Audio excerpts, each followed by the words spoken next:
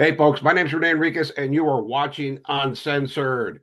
Welcome to our very second live. And we got it up and going, folks. No hiccups. No hiccups. As promised, we're going to do some giveaways today. But first, I want to acknowledge the members of this channel. Each of you have been the support from day one. And we got some day oneers here, too. We got Mrs. G, Cece, Nadine, September Cutie Pie. We got a bunch of them. We got Afghan Battle Rat. All of you guys, shout out to all you guys. And the comments are coming in quick, so I'm going to try to go through them and respond to you guys. I truly appreciate each of your participation today. This is going to be off the hook. And by the way, I am two in. I am two in. Crack your bees, folks. Crack your bees. Get your Voodoo Rangers out. But I am not drinking Voodoo Ranger. Tonight, I am drinking Elysian Space Dust, IPA. I live out in the sticks, so it's kind of difficult to get Voodoo Ranger sometimes. And I got to go with what I can get. And Elysian Space Dust is the next best thing, folks. Okay, let's read some comments. Living Legend, Villalobos, Don Carmelo, Bunster 100, September Cutie Pie, Metal Rainstorm, Mr. Blossom, Benji 31, Dark Forest 514, Ivan Haro 6675, JMNK7XQ, freaking complex name, bro. Franco Barrubias, Electrillion, Boo Boo Rabbit, The Dude Abides 01, Nadine, Mrs. G, Chuck Master Flex, Ivan Ruiz, Cici Escano, the beautiful Cici Escano, John Briones, you guys are moving quick, SWS Development, Sandra Drack, Disco and Monopoly. G Thoughts. To all you guys, let's read some comments, right? Let's get some questions, you guys. Kick off some questions. You need a nice cigar to go with your beer. Dude, I got some. And that is, you need a nice cigar to go with your beer. That is Ron Amador 1463. I got a Cohiba right here. I got an Oliva right here. I got a whole humidor full of cigars, but my wife would kill me if I lit one up. I'm very tempted, bro. At 2 in, I'm very tempted to fire one up, but I've never smoked in the house, and she would slay me. But I'm going to have one after this, just for you, brother. Buenas tardes con todo. This is Robert Flores. Buenas tardes con todo respeto. De Fresno. Greetings to Fresno. Cali, hope and pray you're doing good. Hey, bro, stand by. We're going to be having an episode coming up on the Bulldogs and the Fresno fiasco. So, just for you and all the Fresno people out there. Hello, Rene. Love listening to your channel, your show. I listen almost every day. That's Tanny8811. Thank you so much, Tanny. Ludi Sun 22 sent sparkles for 2 jewels. Thank you, Ludi. Big Beach. Send Mines Box. Right on, Big Beach. Ice 9 Exec. Good afternoon. Ando G sent a gift. Thank you. Union Paid Local sent the gift. Thank you so much. Uncle Alert. Anthony Arvizu, Artesia in the house. That's right. Represent, homie. Represent, homie. Okay, here's a question. App Mock 23. Rene, do you think you'll ever come out showing your face like these other monsters? Me no tinso. I like living a normal life. Look, I live a normal life, right? But what's the point in doing that? You guys all know what I looked like. You guys all know who I was. So what do you need to see my face for? What's the point in taking that exponential risk? I mean, it increases danger exponentially. Why would I do that? And why would my viewers want me to do that? I mean, you want me around to do content? You know, I don't feel like getting eliminated. I really don't. You know, I mean, I'm not afraid if it's going to happen. It's going to happen, right? We're all mortal people. We all die. And I know what I signed up for.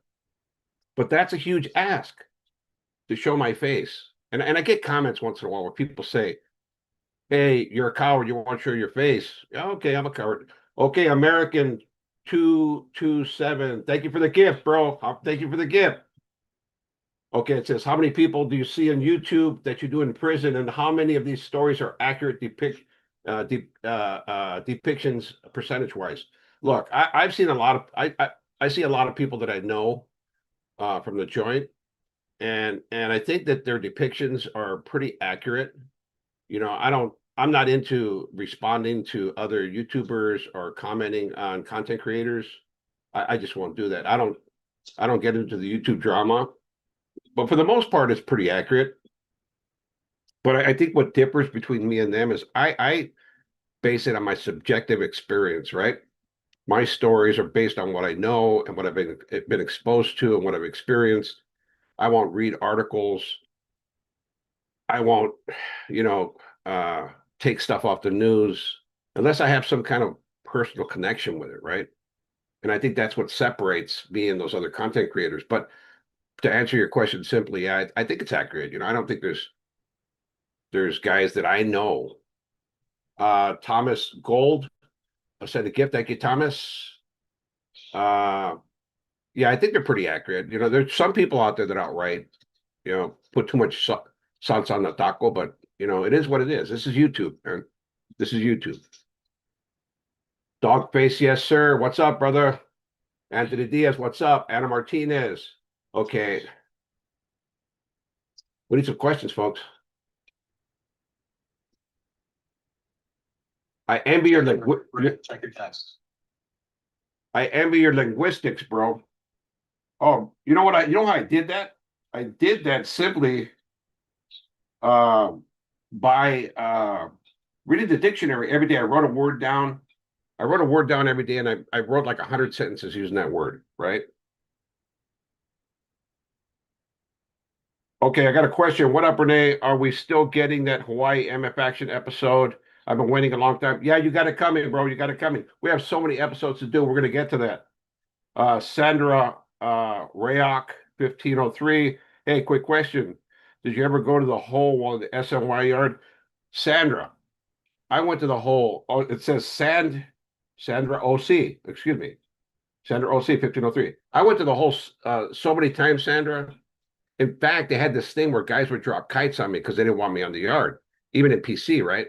That I was going to get hit, that, I was going to hit somebody or I was involved in something. So they would take me to the hole. I would lose my job, lose my cell, lose all my amenities. Yeah, I went to the hole 5 times. I even did a shoe tour for distributing narcotics there. At Just Me, Y4B3V, did the Grajeda brothers have two nephews that were LA County deputies? I do not know. I know they had nephews that were criminals. Plenty of those, but I don't know that there were deputies. And I don't know that they would acknowledge that if they were.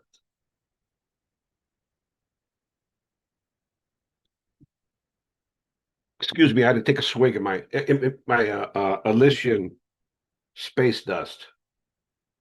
Okay, let's see. Andrew, R9S5U. How do you stay hidden when you go shopping? Well, let's just say my appearance has taken a change, right? We'll leave it at that. I live a normal life, believe me. And I don't live uh, in a very populated area. So it's kind of easy to live a normal life. Fern Dog, OG323. Thank you so much, brother. Love you, Rene says. Thank you for all the amazing content. You're a good man, brother. P.S. More family stories, please. Fern Dog, you got that coming, bro. I'm gonna include some of that stuff, the little anecdotes I do during my behind the scenes series when we're talking about the Black Hand. We're creating it. I'll create some more episodes on that soon. Okay, then there's JR Carbon. Good evening, Mr. Enriquez. Do you keep in contact with any of the members from back then? No, I do not. I do not communicate with active gang members or members. Union Periodical sent a gift. Thank you, brother. Thank you, Union Periodical. Paid local, excuse me. I keep saying periodical. Chucky Boy 805. Do you have a piece? Did you have a piece stashed at SMY? No, I did not. And that was from Chucky Boy 805. I did not, bro. I mean, there were a lot of dudes that didn't like me there. Like the 2-5ers didn't like, none of the dropout cakes like me. And they would talk masa, right? They wouldn't say it to me, but they would talk it among themselves and people would come tell me, but none of them ever braced me.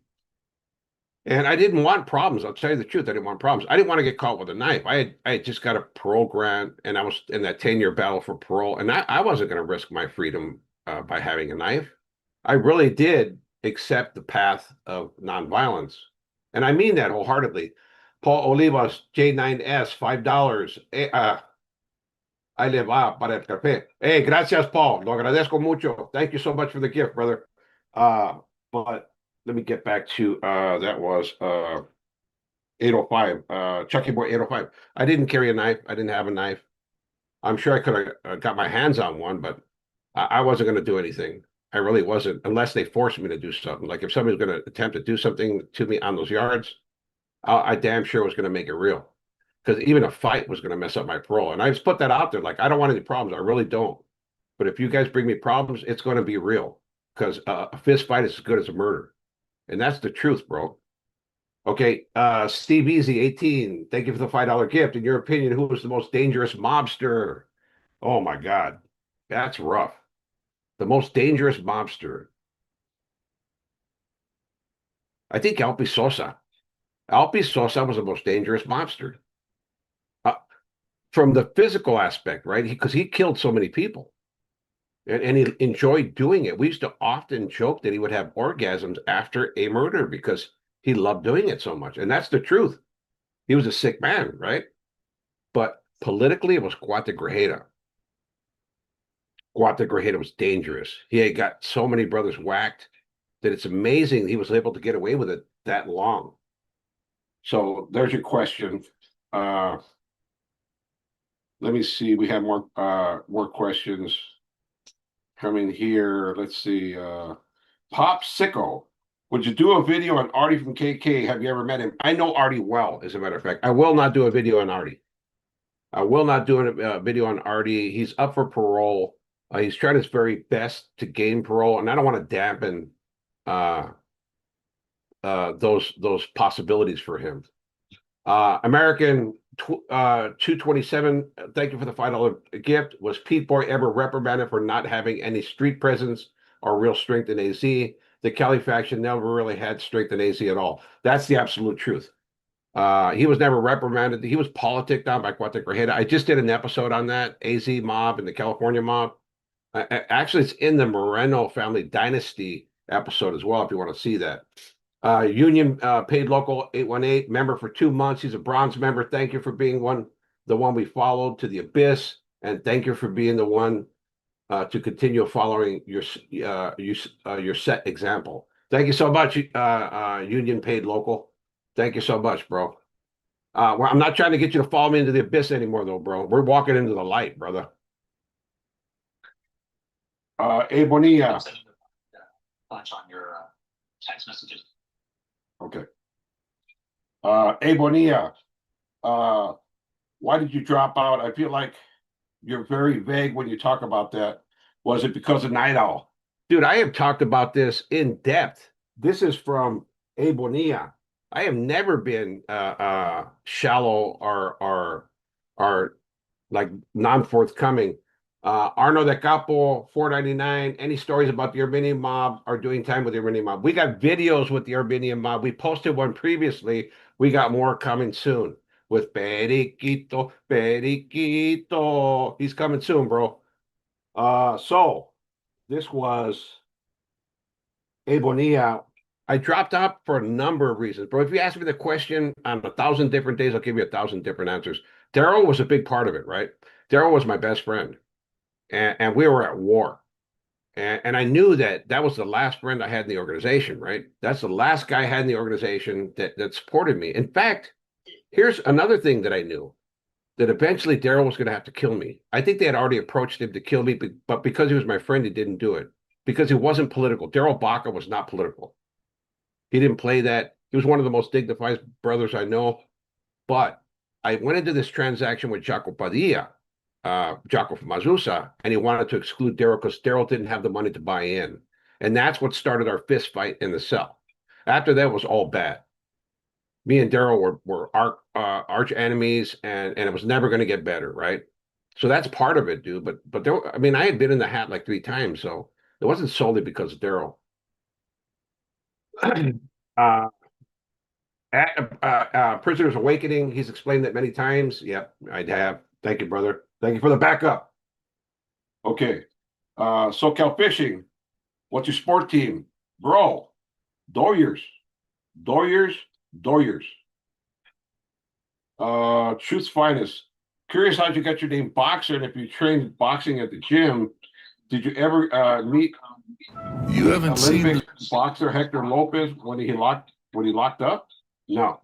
I got my nickname Boxer from my brother. We were training one time. Oh, Andres 2132 499. Thank you, brother. Appreciate it. My brother Mark gave me that name. We went training at Montebello Youth Boxing one time. One time. And as we walked out of the gym, he said boxer would be a good nickname for you. And it stuck. I hated the name because I don't box, bro. You know? I don't, you know. I mean, I could sling them. I don't like to, but there's easier ways to accomplish, you know, violence if you're going to commit violence. So, and I don't think fighting's it, right? But I never met this guy you're talking about either, the guy that PC'd up, the boxer. Ruben C 111 199. If you could live in any city, what city would and why? I don't know what NY means, but maybe it would be New York. Maybe it would be New York. I've always wanted to go there. And one day I will. But if it could be any city, it'd be New York. Big B, P9R, member for 6 months. What up, homie? Hope I win an autograph book. Hey, that's all up to my manager editor. I cannot participate in the drawings because all I do would pick beautiful women. That's all I would do. Only pretty girls would win. So I'm going to keep it clean, and the editor's going to pick the winners. We're first going to give away 3 copies for the 50,000 subscription mark. When we hit that, right? I promised to give away books when we hit 50,000. We're going to do those first. And then 3 people in the live today are going to win autographed books. And I'll create videos of me signing the book as well, and we'll post that. So I can't promise you win, bro, but who knows? Maybe your luck, maybe the stars and planets will align. So many people hit me up in the comments like, I want a signed copy. How do I win? All you have to do is be here, right? All you have to do is subscribe. Our next goal is 65,000, right? We want to hit that 65,000. And we hit 65,000, we will have another giveaway. I promise you that, right? Our goal is to hit 100,000 subscribers by the end of the year. So if you're watching this live, subscribe right now. Go hit that subscribe button, hit the notification bell, leave a comment, leave a heart, like this video, like this live. It's important, folks. It's important. Let's get back to the questions. Truth Finest. Curious how you, oh, that's I just did that one. Sorry, Truth Finest. The Dude Abides 01. Rene Uncensored in the M Encyclopedia. It mentioned that Oklahoma, but only briefly. Chavo, Duty, Rolo was working with them. What's their story? They are not recognized. They still exist, but they're an emulator faction. Emulator means like copycat, right? And they're not recognized. They never have been recognized. They were in communication with Cardenales and took the latitude to do that, right? In other words, they took it upon themselves to create El Mano Negro de Oclas. They have a similar similar symbol, which is the black hand with an M with a circle around it, right? We should do an episode on that. We should do an episode. Big B9, we just said that right now. Uncle Alert. I don't know what Uncle Alert is, but it keeps coming out on the comment section. Okay. OG69 Movie 92. Was anybody ever chosen based on intelligence over physical power to be part of the organization? Unfortunately, I don't think so. So the prerequisite for becoming a member is your willingness to kill and die for the organization. You have to have the death row attitude. Okay, I see. Yeah, but it's never happened, bro. It's never happened like that. Because your status mobility system in the organization is violence. That's how you get recognized. Now, your intellect exposes itself later, right? And you elevate to the top. You become a carnal de palabra through your ability to politic, through your socio-political skills, and that's how the intelligent brothers float to the top. But the primary prerequisite is violence. Okay, the dude abides 01. Did the Cabral family have three members part of the M? Gibby, I know Gibby from Redlands you're talking about, not the Weasel. His uncle Nego and his Gibby's cousin Chapo, cousins were from Redlands and uncle from Colton. Yes, that's absolutely correct. That's absolutely correct. The Cabral family did have three members, but there are many dynasties. We just did one on the Moreno family dynasty where they had five brothers that were members of the organization. We're going to continue this series by talking about Mexican mafia nepotism, right?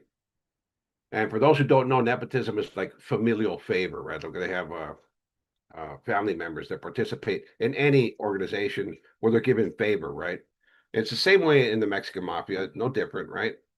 And there are many families that have multiple relatives that are inducted members of the organization.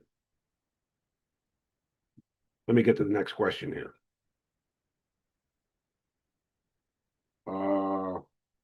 FAXF 584.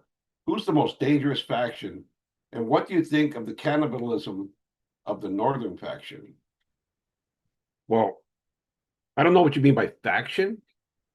Are we talking about the federal Mexican Mafia faction, the state Mexican Mafia faction? Are you talking about the AB, the BGF, the NF, or the Mexican Mafia? I don't know what you mean. I think the most dangerous group, pound for pound, is Aryan Brotherhood.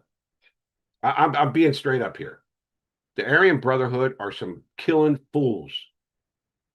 And they make these knives that are so vicious and big that they're scary. I think just looking at them will give you a heart attack. If they pulled out one of those knives on you, you'd have a heart attack.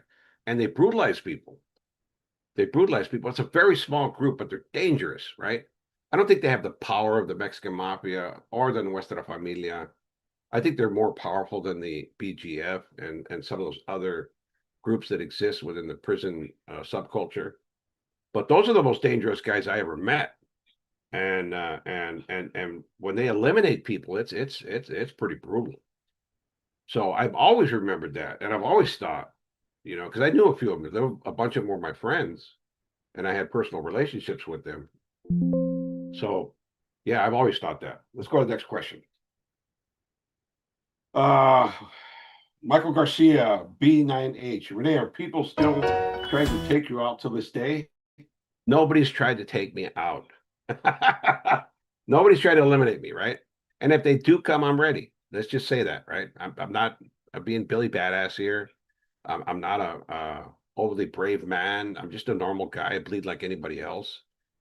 But if they think they're going to come up and just take shots at me and nothing's going to happen in response, well, they're sorely mistaken. So let's leave it at that. Nobody's trying to take me out. I hope it never happens. I hope I never have to resort to violence, but I'm ready if it does happen. Okay, next question. FMN6W. Did you know Night Owl from Pozole? Any stories about him? If you do, I have never met Night Owl from Pozole. I know he was made a carnal, and I know he was an executioner for the cartels, and he's got some crazy stories. I think he did a book, and he's done some YouTube stuff before, but I never met the guy. Love K701W. Why do you support? You know what? I'm not even going to respond to that comment. I'm not going to comment on other content creators. I told you guys straight out about this. I do not play that YouTube drama crap, and we're not going to start it here. So miss me with the negativity. Bottom line. Let's go to the next question. One City Boy 3. What do you think is the difference in the Italian mob and the Mexican mob, power-wise? From the outside looking in, to me, it seems like the Italian mob was more into big money. Am I wrong? You are not wrong, bro.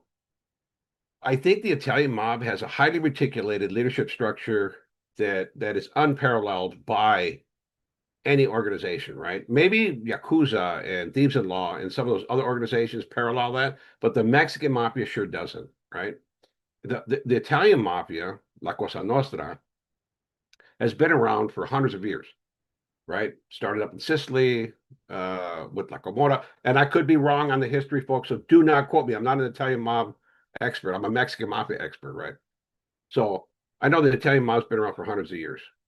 And they're in a big industry, right? They're legitimized in a lot of ways. The Mexican mafia is fraught with substance abuse, infighting, a lack of centralized leadership. There's a lot of things wrong with the Mexican mafia, and that's what delays its growth, right? Has it made strides in the 80 years of existence that it's been around? Sure. Uh, but I think that if you put them side by side comparison, the Mexican mafia pales in comparison to the Italian mob. Okay, next question. SoCal 3233. You think MS-13 bigger and stronger than the MS? I'm reading it as it's written, folks. So that's the grammar that's being used there. Yeah, I think it's strong, bro. I think the MS is strong. I mean, in California alone, it's 30,000 members at a conservative estimate of MS-13, and not including the East Coast faction and the Salvadorian Guatemalan faction, right? I'm going to do an episode on this real soon, so I'm not going to comment too much on it because I got a humdinger coming about gangs that are more powerful than the Mexican mafia, people who have opposed the power of the MS. Believe it or not, some have, and some have existed. MS-13. MS is one of them. Stand by for that episode soon. Impact 369. Who is to be told if the black hand with the circle wasn't legit? Who do they trademark it with? Duty and them? Who had to give them permission for them to operate, not to be copycats?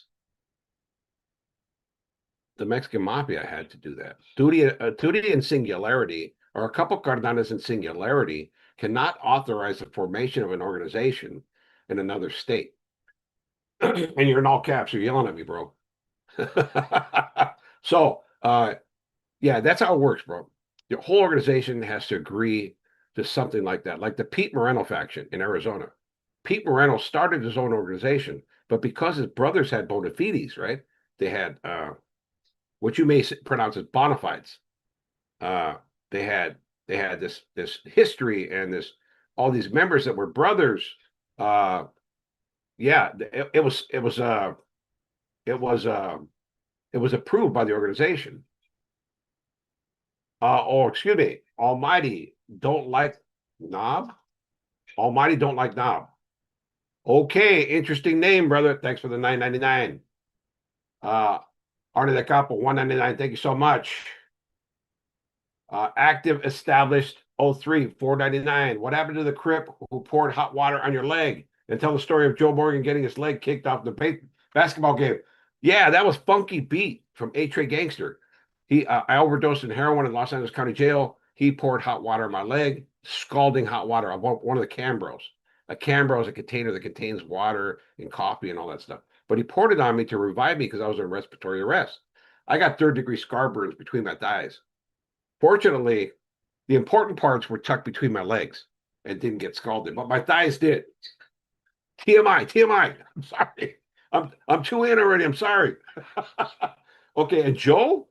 Yeah, Joe was playing basketball. Joe Morgan was playing basketball with a bunch of camaradas on the main yard in Folsom State Prison, and this camarada was defending Joe.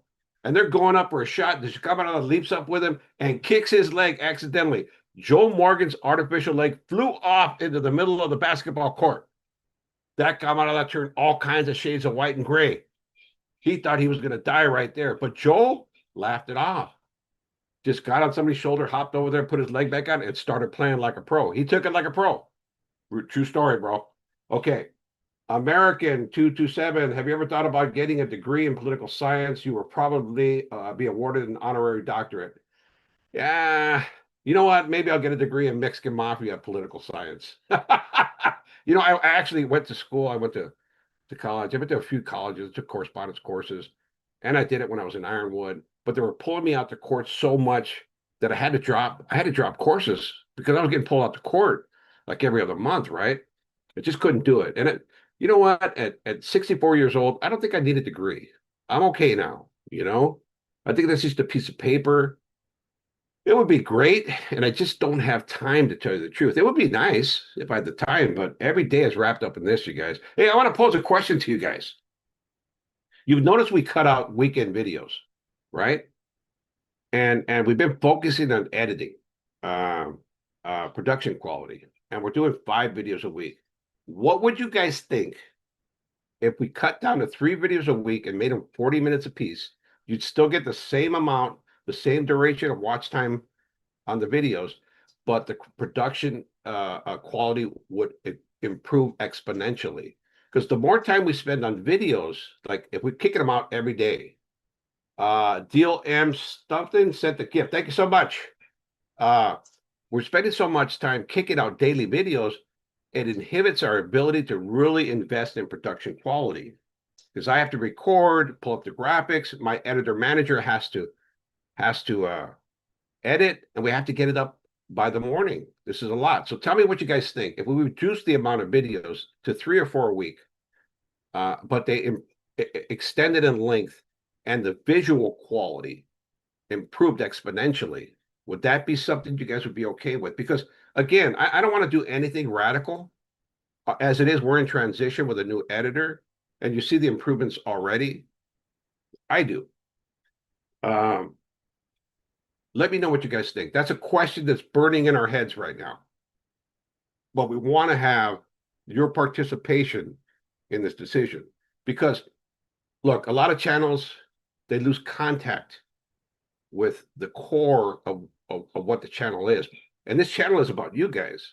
What I love is the connectivity. Like sitting here talking with you guys, having beers. This is like me and you guys having beers. I think it'll never happen that we can ever sit down and have a beer together. And this is the closest we're going to get to it. So I really appreciate this. I don't have many friends, but some people on here have become my friends via the virtual World Wide Web, right? We become friends. And you guys are part of this growth of the channel. So I don't want to exclude you in this process. We want to include you in what I'm saying here and what we're thinking, where the channel is going to go, because we don't want to stay at 50,000. We don't want to stay a small channel. We want to be the big boys, because we know we have the content. We know we have the following. We have the base, which is you, and it's you guys are the ones that are going to propel us there. So let me know what you think about that question. It's something we really want to know. Okay, Bobo Rabbit, $4.99. What happened to Ralphie Pagan? Damn, somebody knows something from way back then. So here's what I heard. Right, Ralphie Pagan was a singer. We all know his music. It's oldies cholo music, and Nico Velasquez, Mexican Mafia member from Happy Homes, Puente, yeah, it's Puente. He was eliminated in Tehachapi, California by Gabriel Huerta. Gabriel Huerta stabbed him one time in the chest as he was using the bathroom. As soon as he turned around, boom, Sleepy stabbed him in the chest and hit him one time. So we started calling Sleepy the professional after that. So, damn, dude, you got him one time and you eliminated him. You're a professional. And it stuck, right? So before Nico was eliminated, as soon as I was made in Folsom State Prison in 1985, we're walking the yard. And he tells me, he says, "Oh, you know about Rafi Pagan?" And I said, "No, what's, I know the music." He says, "Well, we eliminated him. They gave him a hot shot." That's what he said. We gave him a hot shot. And contrary to popular belief, a hot shot is not a poison dose of illegal substance, right? It's an intentional overdose. And that's what happened to Rafi Pagan. To the best of my knowledge. To the best of my knowledge. It could be different. Okay, Almighty don't like. Nah, that's a crazy name, bro. Yeah, that's a crazy name, bro. Tell us about Big D. Blessings, brother. Thank you for the gift, brother. Big D, Dano Garcia, right? One of the founding brothers. He became a Christian, gave his life to the Lord, and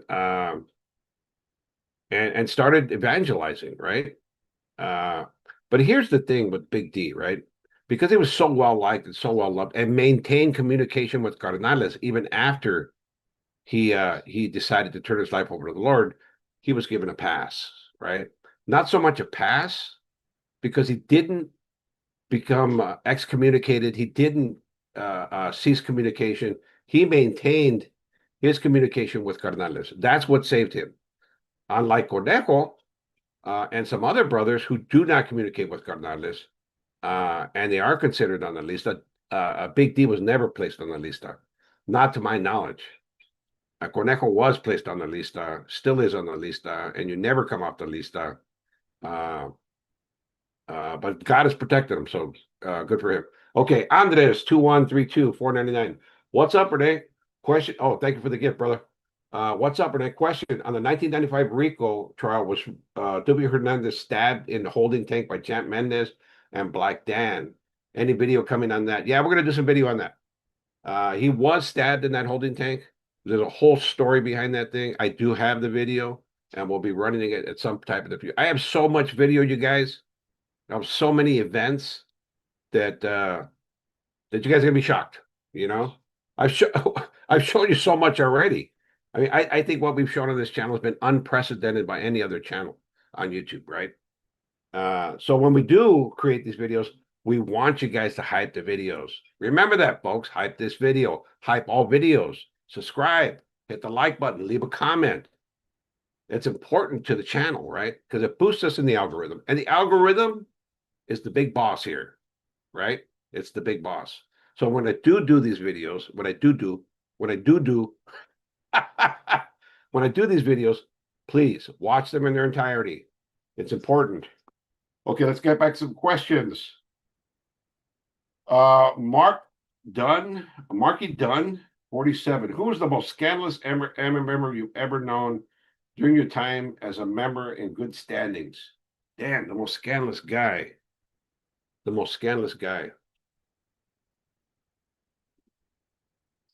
I mean, in terms of like dope being scandalous, I think it was Cuate Grajeda.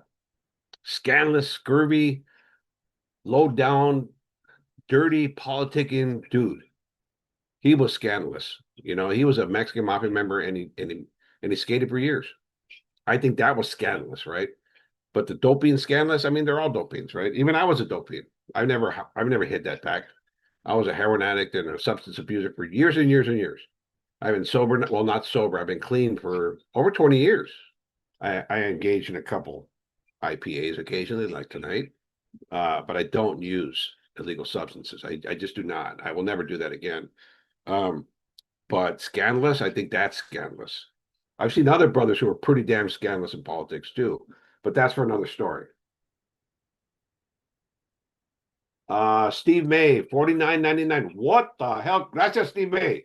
You are the freaking man. We really appreciate it. Wishing you the best. We're wishing you the best, bro.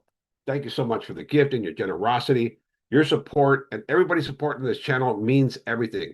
It allows us to engage in quality production because, let's face it, it consumes resources doing what we do. I mean, we can't do it in a vacuum. I mean, we can't do it, you know, with empty pockets. And we really appreciate it, bro. Truly appreciate your recognition of what we do. Danny B. Oh, wow. This looks like a B number. Danny B72783. That is a B number, bro. You're an old timer. There's not many B numbers exist anymore. Do you miss any non-affiliated gang guy from prison? Oh, man. Yeah, I had a buddy named Andy in there. I miss him. I miss him a lot. And my YOPs, I had a bunch of guys that were wild youth offender program, right? I was a youth offender senior mentor, right? And I had a bunch of these kids, like they were youth offenders. They went in when they were 16, 17. They got like stretched. They got washed up. And they adopted me somehow. I think they resented me at first, but then when they got to know me, they adopted me. So they got me playing this game called Dungeons and Dragons. And then they got me into Magic the Gathering, this card game. And I would chill with these little nerds and geeks at the table every day on day room when we play these cards or we play Dungeons and Dragons. And everybody knew not to mess with my guys. And if they did, they were going to incur the wrath, right? Because those are my kids. And I mean that in the most sincere, clean way. Because you hear kid in prison, that means like some nefarious, weird stuff, right? And it was nothing like that. These are good guys, like Jaime, and Jaime was my favorite. and there was a few guys that I really Nolan was another one, and those guys were just my friends, and they were naive and innocent and intimidated by prison guys with tattoos, and I said, what are you scared about? I mean, those guys bleed like anybody else, He said, well, one guy came and told me, he says, hey, he says I owe him money because he left his bucket in a cell, and I moved in the cell and the bucket wasn't there. And I thought, that's crap. Just a bunch of weird stuff used to go on in prison, in SNY particularly, and I protected these guys from it. So I really miss those guys. But one of the guys I truly miss is my buddy Andy. That was my bro right there. Let me go to some more questions here. Middle class inside. How do you feel about Baldwin Park, Berlin? Did you ever meet anybody from Berlin? It's Baldwin, bro. Baldwin Park. I had another guy tell me not to pronounce Clanton, but it is Clanton, right? So yeah, I met Angel Boyer from Baldwin Park. He was in San Quentin with me. He's since paroled and gave his life to the Lord. Good for him. If you're out there, Angel Boyer, peace to you, brother. Be well. Yeah, I met him. There was Beto from Baldwin Park, who was our carnal. He got whacked in the feds. Here's another question. Andy Garcia, HD9EO. Rene, did you know a norteño named Freddie Baca from Oakland? I cannot even remember. I had a cellie, Smiley from, I think it was from Stockton or Sacramento in SMY. Good freaking dude, man. Smiley from Sacramento, wherever he was from, Stockton, Sacramento. That was a good dude right there. And I had other norteños that were cellies when I was active, because that norteño sureño stuff didn't kick off till like the late 80s, right? Maybe the 90s, it started really in full swing. Okay, Impact 369. Oh, wait a minute, I scrolled down too far. Okay. Can you make a video about Lowell Street and Opal Street? That's coming soon, bro. I just mentioned it earlier, and that was Mark Dunn 47. Can you make a video about Lowell Street and Opal Street? It's coming in an episode. It's going to be called something. I don't make the decisions on thumbnails. I don't make the decisions on titles. But a concept in my mind is those who have resisted, right? And Lowell and Opal are two of those groups that I am going to include in the episode. Yeah, I will address that. Christina Gill, the beautiful Christina Gill. What part of your transformation was the most difficult? Not leaving the Mexican Mafia itself, but changing the way you thought about yourself and other people. I think, Christina, this is such a complex question, and my God, I appreciate it, right? The most difficult part was dealing with the shame, I think, because you go on through your entire adult life, 30, 40 years, establishing this persona, this facade, boxer from the Mexican Mafia, and then you betray that, right? You betray everything you've been indoctrinated to believe, because it really is an indoctrination process, a brainwashing process, right? I think that dealing with the shame. I used to be ashamed that I dropped out, that I testified, but I'm not now, really. I think part of it too was recognizing my own character flaws, like narcissism. I'm not diagnosed as a narcissist. My diagnosis is antisocial personality disorder with narcissistic features, with substance abuse disorder. And that's a clinical diagnosis that's static. It doesn't change. In other words, once you're diagnosed, it's never going to change, right? But I learned to recognize that, right? What was I doing? What were my behaviors that were bringing about this diagnosis? And I addressed them, right? Years and years and years of therapy. I'm happy to say that I feel like I'm a better person today. I mean, but that's not for me to say. That's the kind of self-gratuitous, right? I think that dealing with the therapeutic aspect and becoming a normal human being again was the most difficult aspect of it, because I mean, it's a brutal. Oh, and thank you for the donation, by the way, Christina Gill. I just glossed over that. I think that's the most difficult part. But there's so many dynamics in this: reacclimation, reintegration, sleeping with a woman in bed. My wife. It's difficult sleeping with another person after being in prison by yourself for over 33 years, right? 32 years, 4 months, 11 days, right? how do you acclimate to somebody in your bed that likes the light on or likes the TV on, or during the process of having a PTSD nightmare where you're thrashing and kicking and screaming? How do you acclimate? Some things I don't think I'll ever acclimate to, and I'm still adjusting. But I think I'm doing okay. Thank you for your question, Christina. I was looking for you. You said in the comment, I think on Instagram, you'd be here. You're here, and I told you I'd be looking for you, and I found you. Thanks for coming. Okay. Okay. I thought that meant something. I was reading this something a different way. It's analog smog. I read it a different way, bro. Thank you for the $5. That's hilarious, brother. Because I was gonna say it, and I was like, wait a minute, hit the brakes. What kind of music did you rock to in your stoner days, dude? Sabbath, Doors, Jimi Hendrix, Heart, Aerosmith, Jethro Tull. Dude, you name it. I dig classic rock. I was bumping classic rock at full volume. And I pulled up to pick up my wife from somewhere, and she always calls me crazy for jamming the music. So I love loud rock music, right? But I also like some of the new stuff, like Disturbed and Johnny Pool, Puddle of Mud, and uh, System of a Down, and you name it, bro. Rage Against the Machine.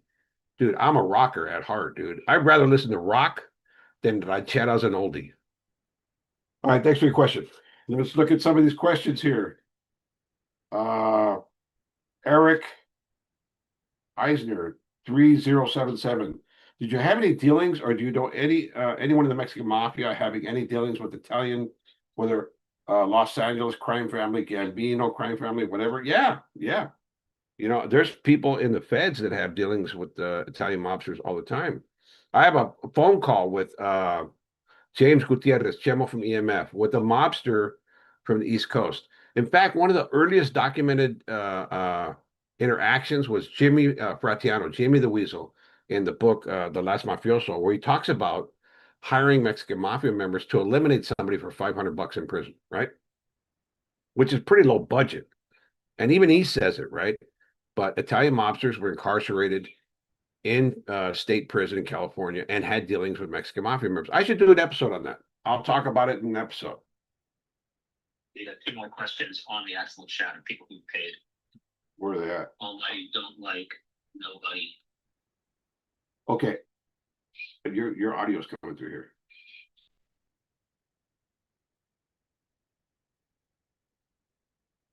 Okay, I got Almighty Don. Almighty Don. Thank you for the gift, $9.99. Do you know what Popeye's reaction after watching the video sent him about walking away? Did the officer mention any reaction from him? Yes. Dude, great question. Popeye started crying. He started crying. Tears were pouring down his face. He was on the cusp of dropping out. He was speaking to the officers and the agents in that room.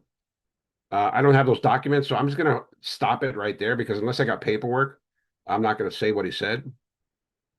But yeah, he was on the cusp of dropping out. He almost came over, and I wish he would have. He would have been alive today and possibly had a shot at freedom. You know, it's just unfortunate that he chose to stick it out and die on the shield. Next person is Mr. 1G. Oh my God, you're trying to copy Miss G. Are you Mrs. G's husband? Thank you for the $5, bro. Speak more on Van from Pacoma Flats. You know him? Who sponsored him? Why did they decide to move on him, etc.? Any other Pacoimeros you have known? Dude, I want to do an entire episode on this. So here's a call out to all the viewers out there. If you have a picture of Adrian Salmeron, Van from Pacoima, the Mexican Mafia member that was eliminated, please contact me at reneenriquezuncensored@proton.me. That's my personal email, reneenriquezuncensored@proton.me.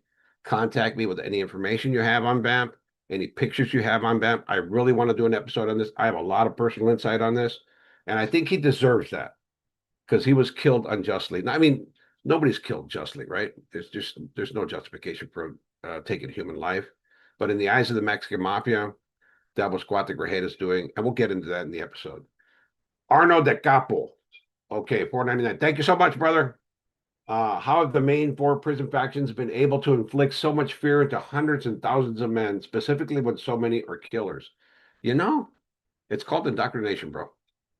I'm gonna tell you this: elimination is a powerful motivator, and I think that people want to be accepted. It's a simple social dynamic, right? People seek out acceptance, right?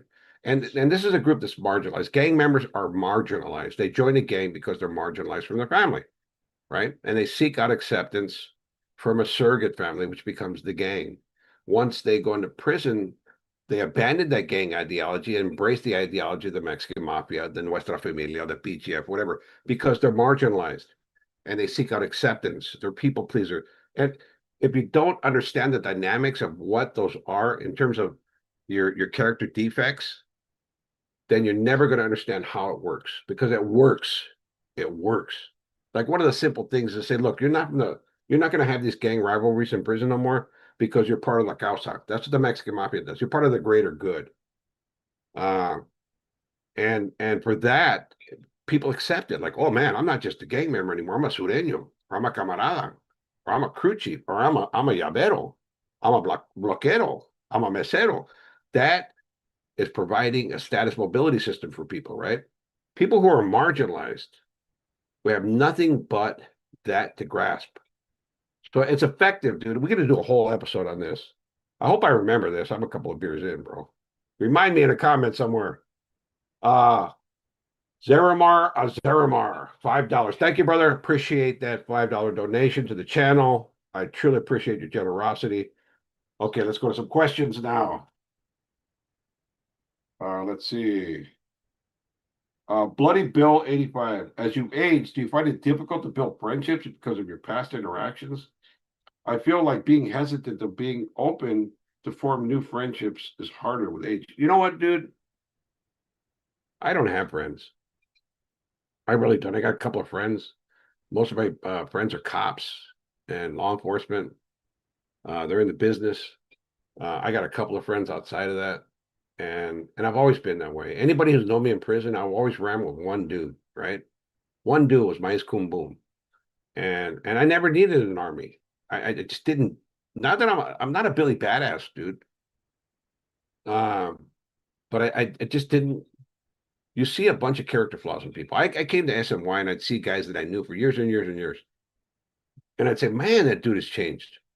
You know, he's sleazy or he's a liar. He's doing whatever, and it wasn't him when he was in the shoe. And I came to realize that the person they were in the shoe was a facade, and the person you're seeing in front of you is the real them. Now they don't have any rules that constrain them. They can be whoever they want to be. So I really don't have too many friends. I don't need friends. I think if you have two or three friends in your entire life that are righteous friends, then you're very fortunate, right?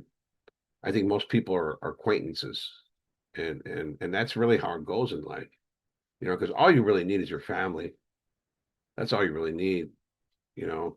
That's all you've ever needed. And my father told me that once, and it came out to be true. Like at the end of the day, when the shit hits the fan, those guys aren't going to be there. Those friends you call friends, they're going to tell on you. They're going to betray you. They're going to screw your girl, and it's all true. It's all true. That's the reality of friendships, right? So look, I'm jaded, right? And I'm just old school. I just don't. I'm a very social person. I could talk to anybody, anywhere, anytime. But having friends, like a real friend, I only have a few of them. Okay. True Animal. True Animal. Thank you for the $5 donation. Me being from Whittier and Cerritos and Artesia being a stone's throw away. Do you have any stories of Whittier? Still waiting on MF versus Mongols vid. LOL. Yeah, MF versus Mongols is coming up, bro. We got some good stuff on that. It's coming. Damn, you're talking about my stomping area, dude. My stomping area is that's Whittier. I loved Whittier, dude. In fact, I was in town a couple of months ago, and I was on Uptown Whittier, and the shops there the whole place is different. It's like a hip little hipster spot. They got a brewery there. I went in there, had a couple beers. They got an old school candy shop there. It's great. I love Whittier. Artesia and Cerritos. Well, the mall is huge now. I went by there when I was in town. Um, yeah, it's the whole place has changed. It's like being Rip Van Winkle. You do 30 something years in prison, you get out and you go to the hood, right? Like I don't frequent the hood, I drive by on the freeway once in a while when I'm in town doing legal work or I'm in court or something like that. Um, but it's different. It's different. But to answer your question, yes, we will be doing Mongols. We're doing a whole series on organizations that have opposed Mexican mafia influence. Just an FYI. Let's look at some of these questions here. Um, at Plexed, Rene Enriquez Uncensored. Hey, if you were transported back in time, start of your sentence, but still have all your memories, do you think you could tough it out again with all you know? Yeah, I mean, doing time is nothing, bro. I mean, doing time is really nothing. It's sitting in a cell. That's the shame. And that's the sorry part of it. Like the 30 something years seem like nothing. And in the blink of an eye, I'm 64 years old, but I still feel like I'm 25, like when I went in prison, right? I went into prison at 28 years old. I still feel like that. My body doesn't act like that. My hair is tripping, my belly's tripping, but I still feel young. That's the thing. Doing time is not hard. Getting into politics and wading into that that muck is hard. I don't know if I would make that decision. Like, I would beg out of it. I would decline membership. I wouldn't even associate with those guys. I would just be a square Joe. I'd be one of them lames on the yard because those are the smart guys. They don't immerse themselves in that crap, right? Yeah, I could do it again. I just wouldn't do it the same way. And I'm never going back to prison, bro. Never, ever, ever going back to prison. I'm not going to be one of those guys that come out of prison and squander that opportunity. I mean, I've been blessed with freedom. The Lord blessed me with freedom. I was the guy that was never supposed to get out of prison. I was the guy that was supposed to die in prison. I was the poster child for a life without. I had a life without. So you think I'm going to come out here and do that and then possibly weigh that decision? Uh, hey, can I do it again? How would I do it? Nah, not me, bro. Not me. Okay, Mary LBC Mommy. Mary LBC Mommy, how are you? I have not seen you on the channel in a while. You were a regular. We miss you. Come back, come back, come back. You're a natural leader. Do you ever wonder who you would be if you didn't choose the dark side? Ah, I I think that the possibilities were endless, Mary. I think that I mean, if I had dedicated myself to education and listened to my father and followed after his footsteps in the business, because my dad was an entrepreneur, I could have been anything, right? But uh, I chose to become Darth Vader, right? I chose to become Darth Vader. And but I also think that those experiences sculpted me in who I am today, right? Unfortunately, I hurt a lot of people along the way, and I can't undo that. I can't undo that. But what I can do uh, is just live a better life and try to be a better man every day. And I think I've accomplished that. I got a lot of flaws, and most of the stuff they say about me online is true. I don't even squawk at that stuff. Right? That's why I don't respond to it. Like, what's the point in that, right? Uh, but trying to be a better man and recognizing that you were a real turd, right? As a human being, and I was that, right? I was a real turd, and I don't think there's any other way to say it, right? Uh, I recognize that, and that's the important part, recognizing your flaws and wanting to be better, wanting to be a better person. Okay, Lena Espinosa, Whittier, what's up, Lena? I see your comments every day. Thank you so much for sticking with us. All right, here's another question. Andrew, R9S, 5U. Do you have any family members who refuse to be part of your life since you testified? Not a one. Not a one. Nobody has refused to be part. I don't really have too much communication with our family. Uh, they all live in different states, and not a result of my cooperating or anything. Just they ended up moving, getting married, and stuff like that, right? But no, I still communicate with my family, and it just is what it is. I don't think anybody like has that shame. Like I don't think you understand it. There's not that big stigma anymore, right? people have this thing about the gang, like, oh, you can't tell, and you can't do this, and you can't do that. But if you knew how many people told and cooperated and were informants, you would be shocked. It shocks me that people still adhere to that antiquated, archaic code. Like when I go pump gas, they don't tell me, are you in good standing with the mafia? They don't say, oh, did you parole from an active yard? Were you GP? Did you parole from a 180? Did you debrief? When I pay taxes, they don't ask that. When I go pay for groceries, they don't ask me that. That doesn't freaking apply in the real world. That is some prison shit. And that's the real, bro. Only losers adhere to that ideology. And only 1% of the prison population are those guys that believe that. Like they want to die in there adhering to that code. God bless them. Like if you want to be a gangster, then go be a gangster and be all you can be, bro. I mean, go knock yourself out and get 5, 6, 7 life sentences and sit in there, have somebody else screwing your old lady. Go do that. I did it. And it's not all it's cracked up to be, believe me. Okay, oh, that's true animal. I read your comment already. Cigar 7-1. What's up, bro? I got some cigars right here, bro. I wish you could have one with me. I got some good ones, bro. Good ones. I got some Cohibas. I got some Macanudos. I got some Olivas. I got all kinds, bro. I got all kinds. Thank you so much for your donation and supporting the channel, bro. Thank you for the gift. Okay, let's get to another question. Flats NKX3. Do you miss the life? Not at all, bro. I mean, sometimes I do, you know, I miss the free money. There was a lot of free money, you know, and but I make plenty of money now. You know, I'm okay. I can pay my bills.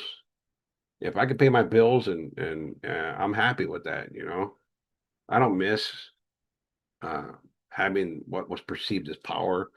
I mean, they think that's power, but it's really fear, right? That people respected me. They didn't respect me. They feared me, right? And there's a difference. There's a difference. You know, that's not real respect is earned. Like I'm gonna tell you, like being a gangster, we thought that, you know, whacking people and having this title that soy carnal, eres mafioso, right? There was something, right? I'm gonna tell you what's really gangster.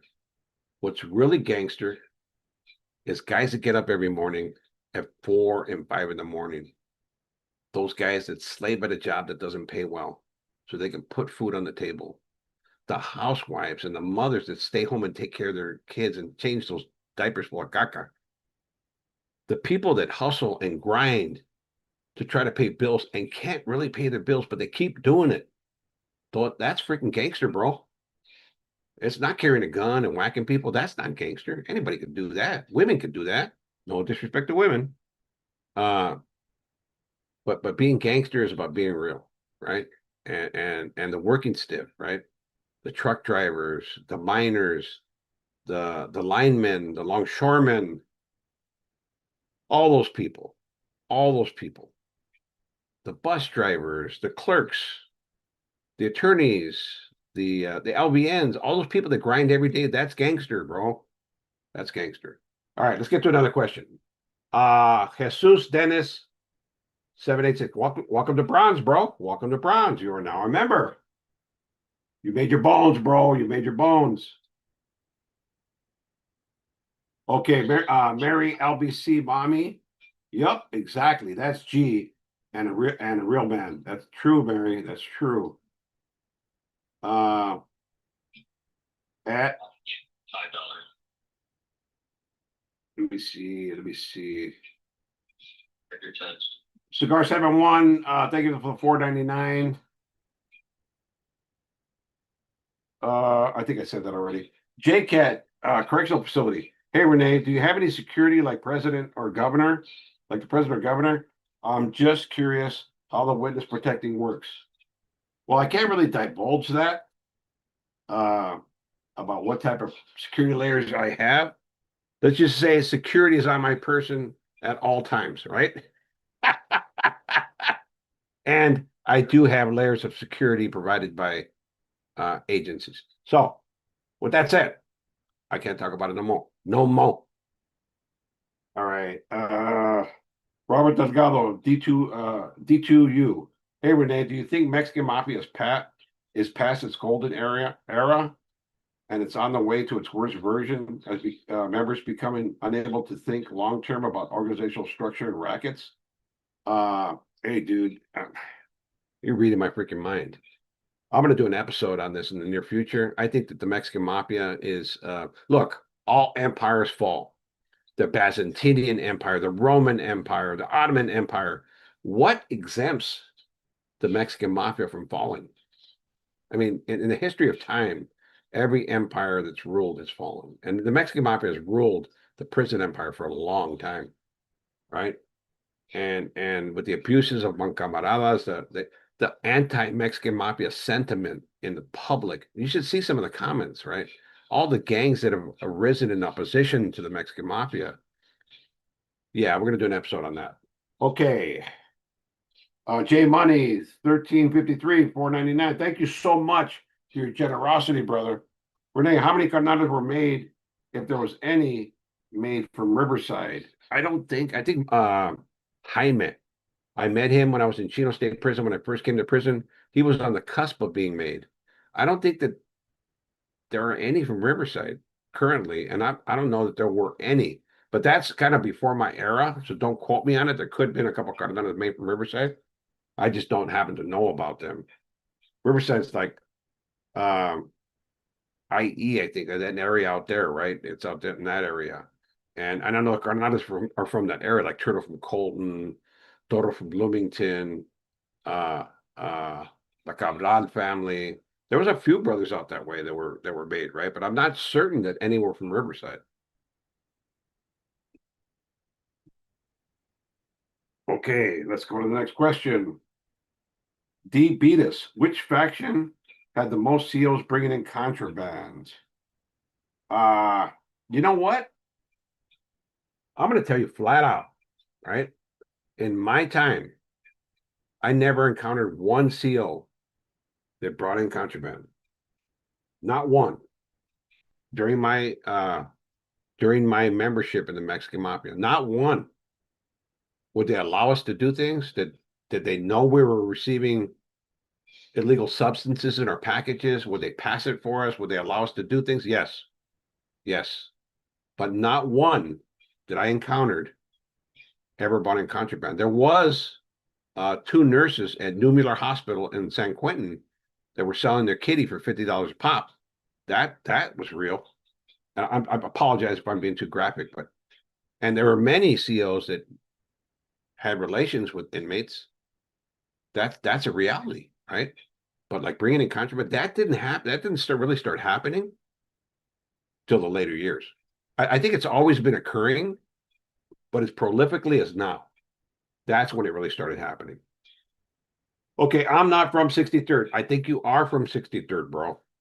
$4.99. Thank you so much for your generosity.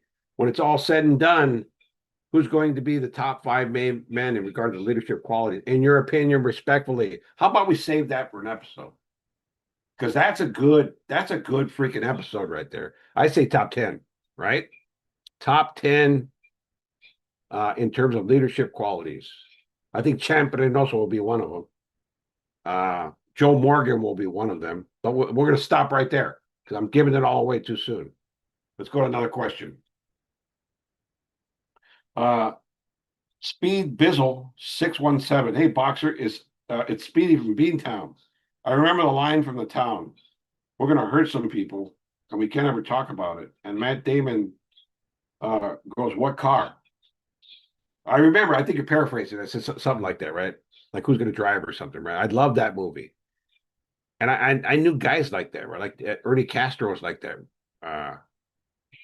with me, and Chuco Castro was like that. In fact, What Shy was like that. I remember one time he heard that I had a beef with the Vago. A Vago. I had stabbed a Vago in DBI, a guy named Chainsaw, and I'd stabbed him, and his protege, who was a prospect, a Vago prospect, kicked me while I was stabbing Chainsaw, a guy named Chainsaw from the Vagos. Years later, I make my bones. I become a Mexican Mafia member, and who do I see at Folsom State Prison? the Vago prospect that kicked me, protecting his boss, right? Chainsaw. And I got a couple shooters to go get the guy. But that morning I come out to the yard and Widow Shy's out there strapped up. You say, I heard you got beef. Let's go right now. And I told him, I got a handler. They're going to take care of it right now. He said, okay, cool. But that's the kind of guy he was. He didn't tell nobody. He didn't say nothing. He came out with a shank. And he says, I'm here with you, bro. Let's go. Let's go eliminate this guy. And that's all there was to it. I had friends like that in the organization. That's why I love Shy, right? Black Dambarella, Shy, Negro Villalba. There were a couple brothers like that. Daryl Baca. Daryl Baca would have went to the dirt for me, right? And he was a good friend of mine too. Became one of my worst enemies in the organization. Okay, next question. Dave Cypress, 6621. Hey Rene, what did you think about the film Boulevard Nights? I remember that, bro. I remember that movie. In fact, part of that movie was filmed right in front of my grandma's house. I think it's Orm and Camulos. She lived in the corner house right there in White Fence, and they filmed a big part of the one big scene right there. I remember it. I saw it once or twice. It's been maybe 20, 30 years since I've seen it. I thought it was cool. I mean, it fit something that had never been addressed before because the Hispanic community had been underrepresented so significantly in cinema, right? So it was kind of novel. But I can't really remember the movie. I can't. I'm sorry. I can't really respond to that. Okay, Rodrigo Benjaro, S2D. Do you forgive the people who testified against you? You know what? Yeah, I do. It was the best thing they could have done in terms of their business decision. Yeah, I don't have any animosity towards them. I mean, I go have a beer with them, you know. Here's the thing is that I think that the experiences that I went through, the incarceration and all that stuff, right? It formed me into the man I am today. It contributed to who I am today. And how can I judge somebody who's testified when I've testified, dozens and dozens and dozens of times? I could not do that. I couldn't. Okay, Lawrence Flores Jr., 8-month member. Rene, has the hand ever reached as far out as Barstow during your time? I was out in Victorville, actually. I had a crew out there in Victorville. Yeah, it's probably reached out to Barstow. I don't have any specific recollection or example to give you, but it's in other states, bro. If it reached other states, I'm sure it's in other countries, bro. So I'm sure it's reached Barstow. Okay, I'm not from 63rd. I think you are, bro. I think you are from 63rd. Thank you for your generosity, bro. 199. We might see you on Vlad TV in 2027. I don't know, bro. Maybe. I mean, I rarely do interviews. I've done Soft White. I've done Johnny Mitchell. I've done a couple of smaller channels. In fact, there's one channel that I'm considering doing. It's a probation officer's perspective. If any of you guys are out there, go check it out. It's a probation officer, and I know there's an anti-cop sentiment, but I'm gonna tell you this right now: this channel and all my platforms are extremely cop friendly. I mean, let's face reality. Without cops, who would you be? What would society and our community be without cops and laws, right? I always say this story, right? Say that you're a homeboy and you work, you've got a union job, you're still a homeboy, you're still good to hood, but somebody comes, steals your car. You just pay $50,000 for that car. And they steal your car, it's gone. You come on in the morning, it's gone. What are you going to do? You're going to call the homeboys? You call homeboys and say, hey, man, my car is gone. I want the homeboys to go out and look for everyone on street justice. No, you're going to call the cops. You're going to make a police report. Then you call the insurance company. So you're going to call the cops. And God forbid something happens to your family member, like a kid goes missing or something. What are you going to do? You're going to call the cops. So miss me with all the stuff, right? Miss me with all that. So this is a really cop-friendly platform. So I'm asking you guys to go out there and check out Probation Officer's Perspective. He's got a channel. He's not been posting lately. He had a health scare, actually a health dilemma. And I've seen some of his stuff. I've spoken with the guy, and I told him I'd give him a shout out during the live. So go check that out. Let's get to some more questions. Aussie Knucklehead. Saludos, Rene. How did you get off drugs? H. Did you go through rehab or just tough it out? You know what? I went to all the NAAA, all that stuff. I did all those groups in prison, but they are just a crock of shit. You know, I am. I didn't come to realize that I was helpless over drugs. I wasn't. I had the ability to stop, right? And I am not an addict today. It's just a reality, bro. I mean, if you have the internal fortitude and say, look, I am done with dope, then you can do it, right? Some people need that, and it's great for the people who it works for, right? So I'm not critiquing anybody's form of recovery. I just found it so ridiculous. So we go to NAAA and guys would be passing around papers of heroin. Guys would be high and drunk in there. I just found it farcical. And in those groups in prison, there were so many people trying to be leaders, trying to grasp control because they still had that character flaw. They needed to control something, so they control groups. That's a big thing in prison, people controlling groups, becoming the chairman and the vice chairman and the cronyism. And I just found it just a crock of shit. So yeah, I just did it on my own. I just came to the point in my life where I was the lowest of the low. I had sold everything in my cell, all my goods. I had a TV left. My lockers were empty. And I said, you know what? I am not this guy, man. I don't want to be this guy. And I decided that's it. I'm never going to do dope again. I mean, I'm not tempted to do it. I don't have these urges. I don't have dreams about it. None of that, dude. I mean, I went to the hospital and got some surgery and they shot me full of Dilaudid and I loved it. I'm not gonna lie, bro. They shot me full of opiates, and I loved it. I was like, oh, I remember this.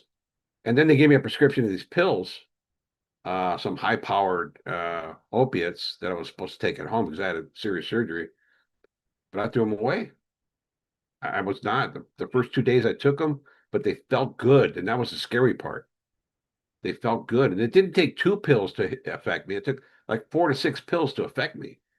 And then I said, you know what? I cannot do this. I cannot do this. I am not going to forfeit all my gains to get high. Even if it's a prescription, I'm not going to do it. So yeah, I think it's just internal fortitude. When you get tired of it, you just know it's time. All right, let me get some more questions.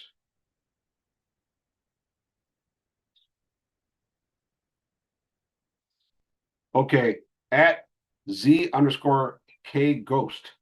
Hey, Boxer, my question wasn't answered. I think during Super Chat, if it was, disregard. However, excuse me, have you ever met a member within the AMA who wasn't cutthroat politics and felt like a brother? Thank you. Yeah, Daryl was like that. He wasn't cutthroat politics, and he felt like my brother. Wedo Shai felt like that. Wedo Shai was just a cutthroat killer, right? But he wasn't a politician. He survived them and he knew how to survive them, but he wasn't that guy, right? Another guy that way was Little Mo Ruiz. Little Mo Ruiz was just a loyal dude, man. He wasn't a politician, and he succumbed to the politics, but he was just loyal. Jocko was just a sleazeball. He was one of my friends, but I discovered later he was a coward and he was a sleazeball. You know, he was a two-faced dude. But that is what it is. I hope I answered your question now, bro. But hit me again with another question if I didn't answer it. Almighty Dontili. Thank you for your generosity, bro. $4.99. Do you see Widow Sherm walking away from the MA? Did you deal with him at all? I knew Widow Sherm well. He was my neighbor in D3. We were in D3, the short corridor, before it was a short corridor. And I used to talk to him all the time. And I've been to his cell many times. When we did the peace talks, other occasions, I saw him in the law library. I knew him well, right? So I see him walking away? Nah. As intelligent as the man is, and he's intelligent, make no mistake about it, he is extremely intelligent. And I just don't see him walking away. I think it's he lacks the ability and the emotional intelligence to understand that he's done. And he is done. Make no mistake. There's going to be a lot of defenders jump out and say, no, he's good. He's that. How dare you? Because they're sycophants. They're sycophants, bro. Bootlickers. and that's all they know. That's their idol, right? And he has this iconic position within the organization. But believe me, he's on disregard status. He's not considered good. He's in ad max, which is extreme isolation, and he's never getting out of there. You know, he's gonna die in there. But I think he's okay with that because he still has some. He still can say, "I didn't lock up. I'm still a Carnan," and all those politics. I'm staying strong. I think that's all he's got. You know, and that's pretty sad when you really think about it. Okay, let's see. Let's get some other questions here. Right? Yeah, let's take a break. All right. All right, we're gonna take it. Should I announce it? Yeah. Yeah, we're gonna take a 5-minute break, folks. Everybody's got to use the restroom. Everybody's got to tinkle, and we're gonna take a break right now. Let me go refresh my beer, and of course, I have to tinkle too. So we'll see you back in 5 minutes, folks. 5 minutes. Okay, there. Yeah. Are we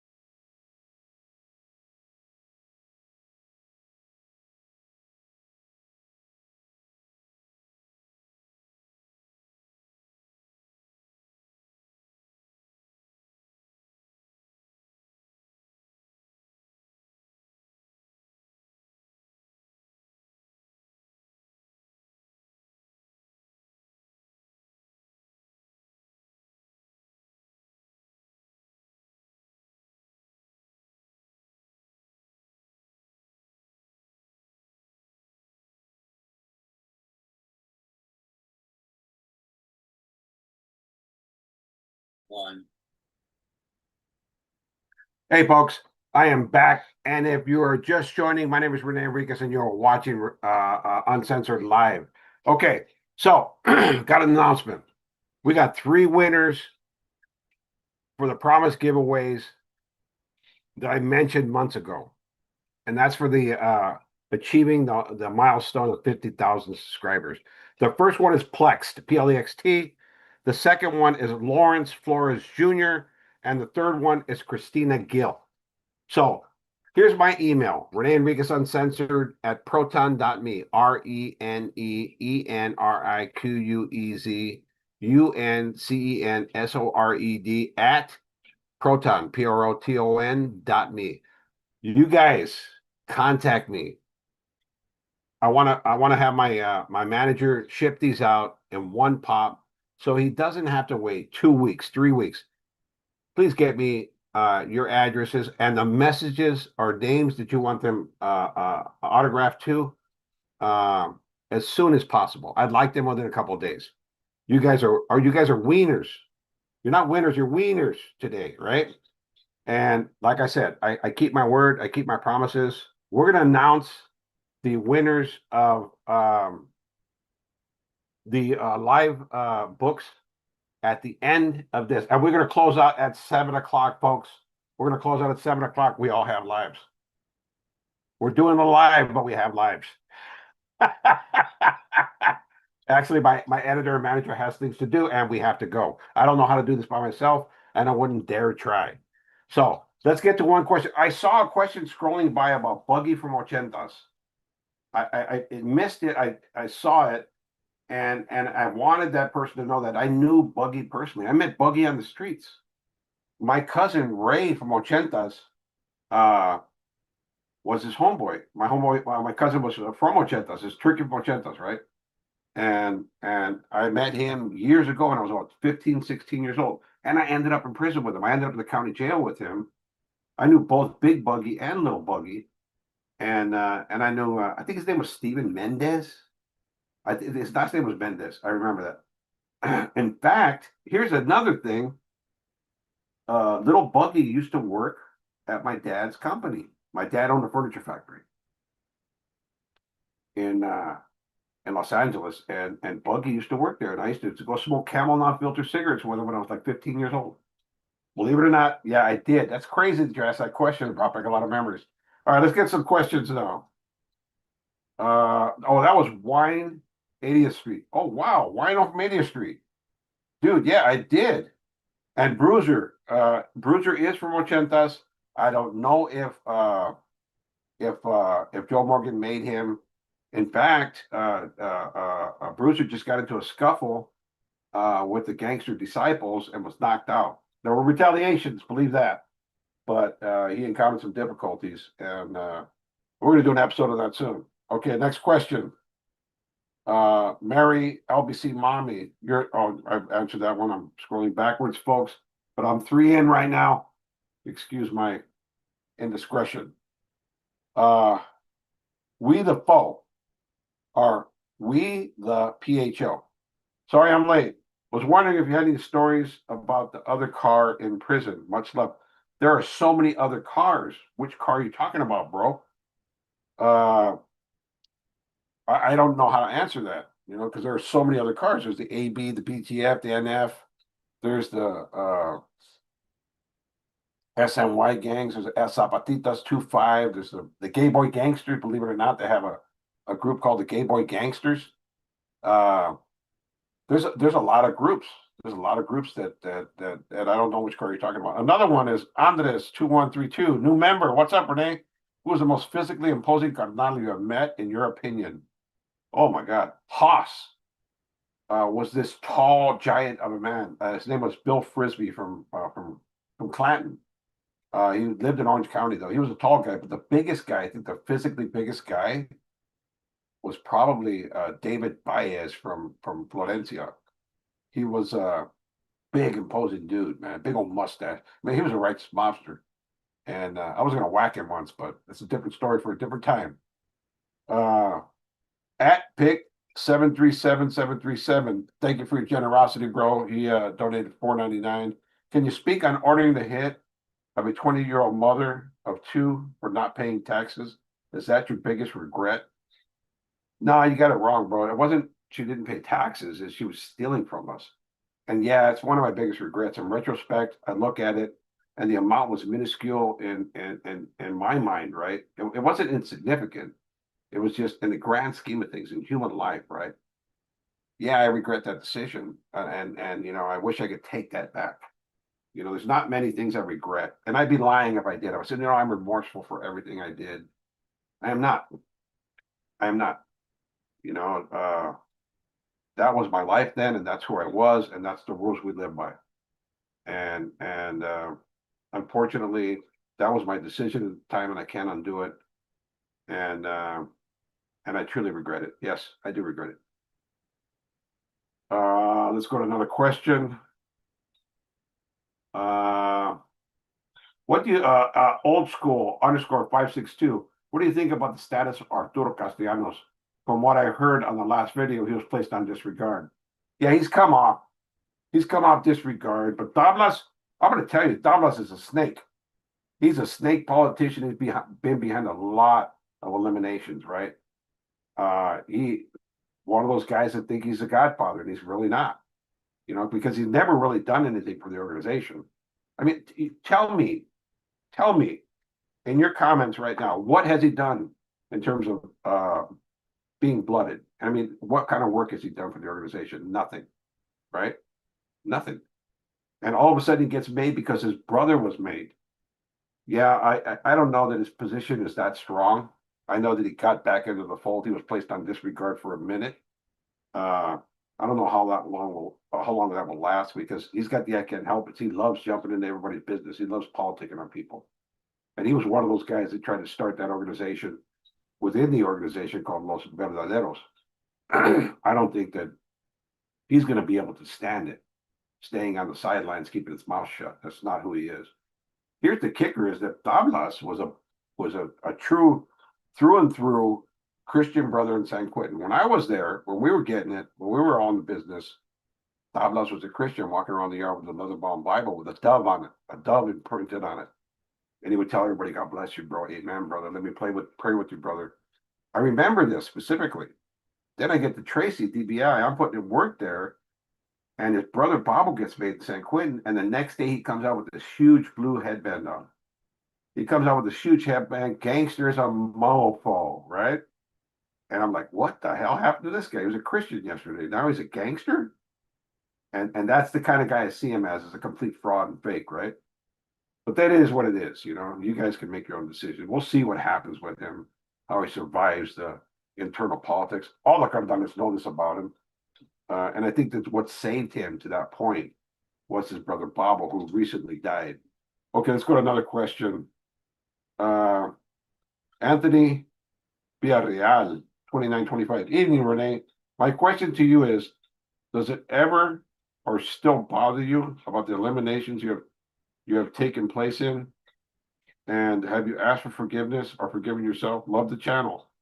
Yeah, it bothers me, I guess. You know, I still have nightmares. I have PTSD nightmares. I have them all the time. You know, I live with that all the time. I have like I was fighting in my dreams the other night, and I rolled out of bed fighting, right? And I got this huge bruise on my forehead because I hit my head on the ground.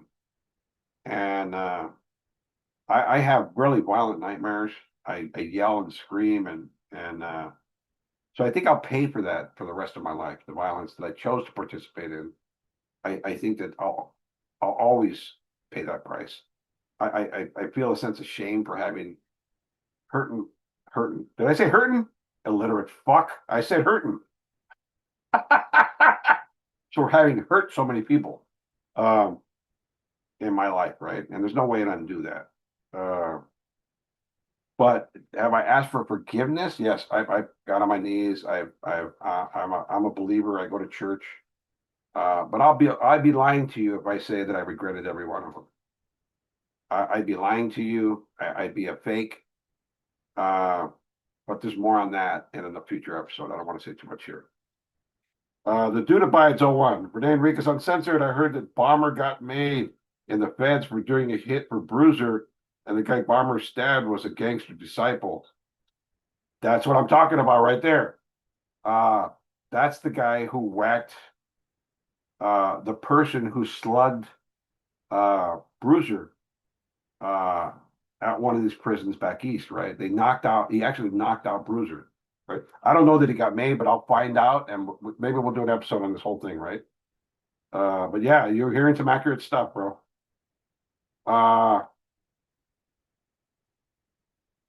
Guerra Hernandez, 1216. What do you think would have happened if you would have gone to the feds? Do you think you'd still be part of the landman? I think it would have been all right. And then part of me thinks that I would have been whacked at some point anyways. I never really felt comfortable in my skin as a carnal. I never did. I never felt like I fit in. I always had that low self-esteem, right? Where I always thought I needed people's acceptance, and that that I didn't fit in, that I had to prove myself. And so I think I would have been whacked at some point. I don't know. I had a lot of support there in the feds. Like I got along good with Pee Wee. I got along good with Shy. I got along good with Black Dan. I didn't know some of those other brothers, but most of the guys up there, I knew them and I was okay with them, right? I was in Corcoran with Pee Wee, and he was always good with me. You get a $50 chat. Let's see it. Where's it at? Steve Gill. Christy Gill, thank you so much for the donation. We truly appreciate your generosity. That was totally unnecessary, but we truly appreciate. What weighs heavier today, the things you did or the people you couldn't save? You know what? One of the most difficult things Christina was trying to save camaradas, because back in my day, they didn't have this 39 salt box. Remember, everybody remember the Sky Virgin series where she was issuing out 39 salt box to everybody, right? Which meant a beating for 39 seconds. You didn't put your hands on camaradas unless it was to eliminate them. And in my entire career, 17 years as a Mexican Mafia member, Christina, I saw 2 camaradas beaten. And it was with a lot of regret that we had to do it. You just didn't put your hands on people because it destroyed them. So there's a couple people I couldn't save. And I think it both weighs equally. The harm that I inflicted on people and the weight they carry today. Because I carry that weight. I lost my own son. And I know the pain. And a stark realization that I did that to people, what I feel I did to people, and it can never be erased. I think that's the hardest part. So great question, Christina. Thank you so much for your generosity. Harvest, Texas, $10. Thank you so much, bro. Or sister. I don't know if you're male or female. Thank you for your generosity. We appreciate your support. Robert Hernandez, $20. I enjoy your content. Being a chismoso, can hear my ears tingling with friends saying I'm associating with a PC. That's crazy, crazy times. Yeah, isn't that crazy, dude? Like, if you watch my channel, you're no good. In fact, I heard that all Sudanos in the prison system, they're not allowed to watch my channel. I bet you every camarada in CDC and every Mexican Mafia member in CDC is watching my channel now. It's okay, brothers. It's okay, camarada, subscribe. Nobody will know. I won't say anything. I promise. I swear I won't say anything. Just use an alias and subscribe. Because I'm talking to real, bro. Look, a direct message to those guys. I got nothing but respect for those people. I won't talk bad about them. I won't put them down. Because if they want to be gangsters, that's who you are, right? Fullest. Go in there, die on your shield, be a gangster. I lived that. And it's not all it's cracked up to be. But there is peace on the other side. And if you want that, it's there, man. You don't have to do what I did. You don't have to go testify. You don't have to do none of that stuff, right? But if you just make a decision to live a peaceful life, you'll see how good it is. So to all the camaradas watching right now, to all the carnales watching right now, peace to you, brothers. I mean you no disrespect. I know what time it is. You know what time it is. I wish you guys nothing but the best. God bless you guys all. Okay, let's go to the next. The next question on our list. JCAT Correctional Facility. Rene, were you afraid when you first got locked up in county, and how was it? Absolutely not, JCat. I was like in my era. Oh, hold on, let me take a swig. I'm slowing down here. Last time I had like 5 or 6 in, bro. Now I only have 3 in. But I want to maintain uh control of my mental faculties, right? I don't want to get slurry or sloppy. I don't want to do that. I still got to go somewhere right now. Excuse me. But I want to tip back some bees with you guys. This is like us kicking it on a Friday night in the backyard having beers together. So, JCat, I wasn't afraid. In my era, going to prison was like going to Yale, bro. That's really what it was. That's sad, really, when you look at it. You know, I would see those homeboys increase Pendletons, and they had banging, right? They had like magnetism, and chicks loved them. Right? I wanted to be one of those guys, right? And I wanted to be one of the guys that the chicks loved, right? That had the respect in the hood. Uh, and I achieved that, you know. And when once I achieved it, I was like, well, I could have always had the chicks, and it wasn't everything it's cracked up to be, you know. It's really not. Here's a question from AceCal dash X2R 499. Thank you for your generosity. How can I get a signed copy of the Mexican Mafia Encyclopedia? Let me say this now, folks. There was an old link that's currently up somewhere in on the internet. It's buy the team a cup of coffee. It's for uncensored team. Do not donate to that. We put up a new link on our channels where we put it up on every video. That's the only place you should donate and support the team for. As for signed copies and the merch, we no longer associate with www.realreneenriquez.com. If you've made a purchase or done anything on that channel, we respectfully advise you guys to request a refund or cancel your order, because we are not associated with that. As to how you can get a signed copy of the Mexican Mafia, we just established a merch page on our YouTube studio. We will be putting out content, merch for you guys there. You get a copy. Oh, the Mexican Mafia Encyclopedia. I thought you were talking about the Black Hand, bro. You can go to www.policeandfirepublishing.com. Those are the only authorized vendors of the book for the Mexican Mafia Encyclopedia. But let me continue with that thread I was on. We're going to be selling signed copies of the Black Hand. We're going to have merch. We're going to have a bunch of stuff up there. And again, I advise you, I'm making this admonition now. If you're donating to uncensored, that old uncensored link, and we'll post that, and then you're not donating to us. We are not associated with that, and we strongly suggest that you do not place orders to www.reneenriquez.com. We are not associated with that either. Okay, next question. Oops, I passed it up. Danny, the B number, B72783. That is a B number. I recognize that. What scene of the Goodfellas stand out to you the most? And what other mobs don't you like? You the man. I am not the man. I'm just a fat old man now, bro.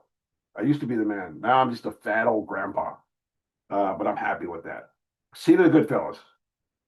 When they take Tommy into get him made, right? They get him made. And he walks into that abandoned house, and he just says, oh, no, and they pop him. Boom, boom, boom. And when they kill Billy Bats at the bar, right? Those are scenes that just stand out to me, right? They stand out to me. And what other mob don't I like? I don't dislike any mob, right? I ain't got no beef with nobody. I don't want no problems, bro. I'm a fat old man now. I don't want no problems with nobody. I ain't got no beef with no mob. So that answers your question, bro. Thank you for your generosity. Abra and Magiba. Abraham. That's Abraham Giba. Giba. I'm sorry, bro. I'm slaughtering your name. 3,000. But I'm 3 in now, so I'm gonna start slurring in a minute. $10. Thank you for your generosity. What years were you at UC? Were you a UCI professor? I was a former anteater UCI student, and I would definitely have taken your class. Oh, dude, I can't even remember the year. I wrote the study guide for UCI. It's called Urban Street Terrorism. In fact, I did it with Professor Al Valdez for the prison gangs course, the only course of its kind in the United States. A lot of people don't know that I used to lecture at UC Irvine. And I wrote the study guide there. I wrote the test bank. I contributed to the curriculum of that course. I think it's one of my proudest moments, really. I'm amazed that you knew about that because not many people know. I lecture all over the United States. And Al Valdez came to me because he's former law enforcement and asked me if I would be interested in lecturing at UC Irvine. I think it had to have been about 2012, maybe before that, maybe 2012 maybe. I was lecturing there. In fact, I was contracted with UC Irvine for the spring semester and the summer semester. That's a little tidbit for you guys out there listening. I was a lecturer for UC Irvine, and I was for USC. I was for Whittier School of Law, a number of colleges. I lectured for a number of colleges. I still do lecturing across the United States. Okay, next is Real Roman, member for 1 month. It's interesting hearing your stories and seeing the parallels between the mob and the military. Palabra is everything, regardless of rank. Heard whispers of mob ties in Lake Elsinore. Any stories? You know what? I know of some active cases going on over there. In fact, we'll probably be doing episodes soon. I can't really talk about it because there's some unadjudicated cases that involve that area. But yeah, the rumors are true, bro. They're everywhere. John Mestas, 5771. Thank you for your generosity, bro. Jubal from Santa Fe Springs. No way. I used to go to that SWAT meet all the time, bro. But I wouldn't dare set my foot in there now. If I was in California, I would not. Too many cholos in there. It's crazy over there. But I used to go there. I used to live down the street. I actually live right down Marquardt, right? On Carmenita and Artesia Boulevard, which is about a mile from Santa Fe Springs. In fact, it used to be a drive-in. I don't even know if it's a drive-in anymore. And I see the TikTok and Instagram videos where people are out there dancing, all choloed out. And nah, I wouldn't go there. But hey, big respects and appreciation for your donation, bro. Greg Wallace, 6159, $9.99. Thank you, bro. Go get your fucking shine box. Yeah, when they kill bats. That's what he told. Go get your fucking shine box. That was an awesome scene, bro. That was an awesome scene. Like he was firing shots. He was a made guy and he knew Tommy wasn't, right? So he was firing shots at him. That was a good scene, bro. That whole movie, it was like gave me chills, right? It gave me chills. I loved it. Okay, there's another one. Roger Yanez, 8107, $5. Thank you so much for your generosity, brother. Hi, Rene. Where in Cerritos did you used to live at your old Cerritos Artesia hangout spots? Thanks. Stay blessed. I lived on Carmenita and Artesia. I specifically lived on Stowers, I think it's Stowers Avenue, right down the street from Stowers Elementary School. I was in town about 6 months ago, and I actually drove through there, dude, and I went and looked at my old house. The trees are huge. They're massive. They kind of canopy the street now, right? And my hangouts in Cerritos, damn, Freedom Park, City Park East, our Cerritos Regional Park, Heritage Park. Dude, I went all those parks. I got stolen there so many times. So I was a stoner in those days, right? And yeah, that was where I lived, bro. Thank you for your comment and thank you for your donation. Appreciate it so much. Let's get some other questions here. Big Morty 9. Any Mafia members that served in Vietnam, Iraq, Afghanistan, or special operations side of the military? Thank you. God bless. There was only 2 cardenales that were military that I knew. One was Widow Squire Raymond Garduno, who passed away. He paroled and passed away. He dropped out in Folsom. We were there in Folsom. He went to the X program, which was in Vacaville. This old program where you went before you were supposed to appear before the parole board. And he dropped out then. Later on, he achieved parole and parole. He died out here of liver failure, though. But he was a Vietnam vet. And he had this big square jaw. We used to call him Sergeant Slaughter. But he never talked about his Vietnam experiences. He never talked about, anything he did there. We just knew he was a Vietnam vet, right? That was it. And then there was David Delgadillo. I think he was a United States Marine. Uh, he didn't see action. Squire was the only guy to see action. That's the only two guys I know. I don't think there are any current carnales that have any tactical experience or any military experience or served the country in that capacity.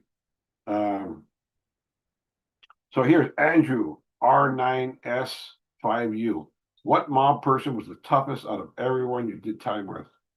What was the closest you were to dying? Oh, that you know what that's called? That's a shotgun question, bro. A shotgun question contains multiple questions contained within it. So, so let me do the first one. The toughest guy was Angel Stump Valencia. This little bastard, miserable old man, angry,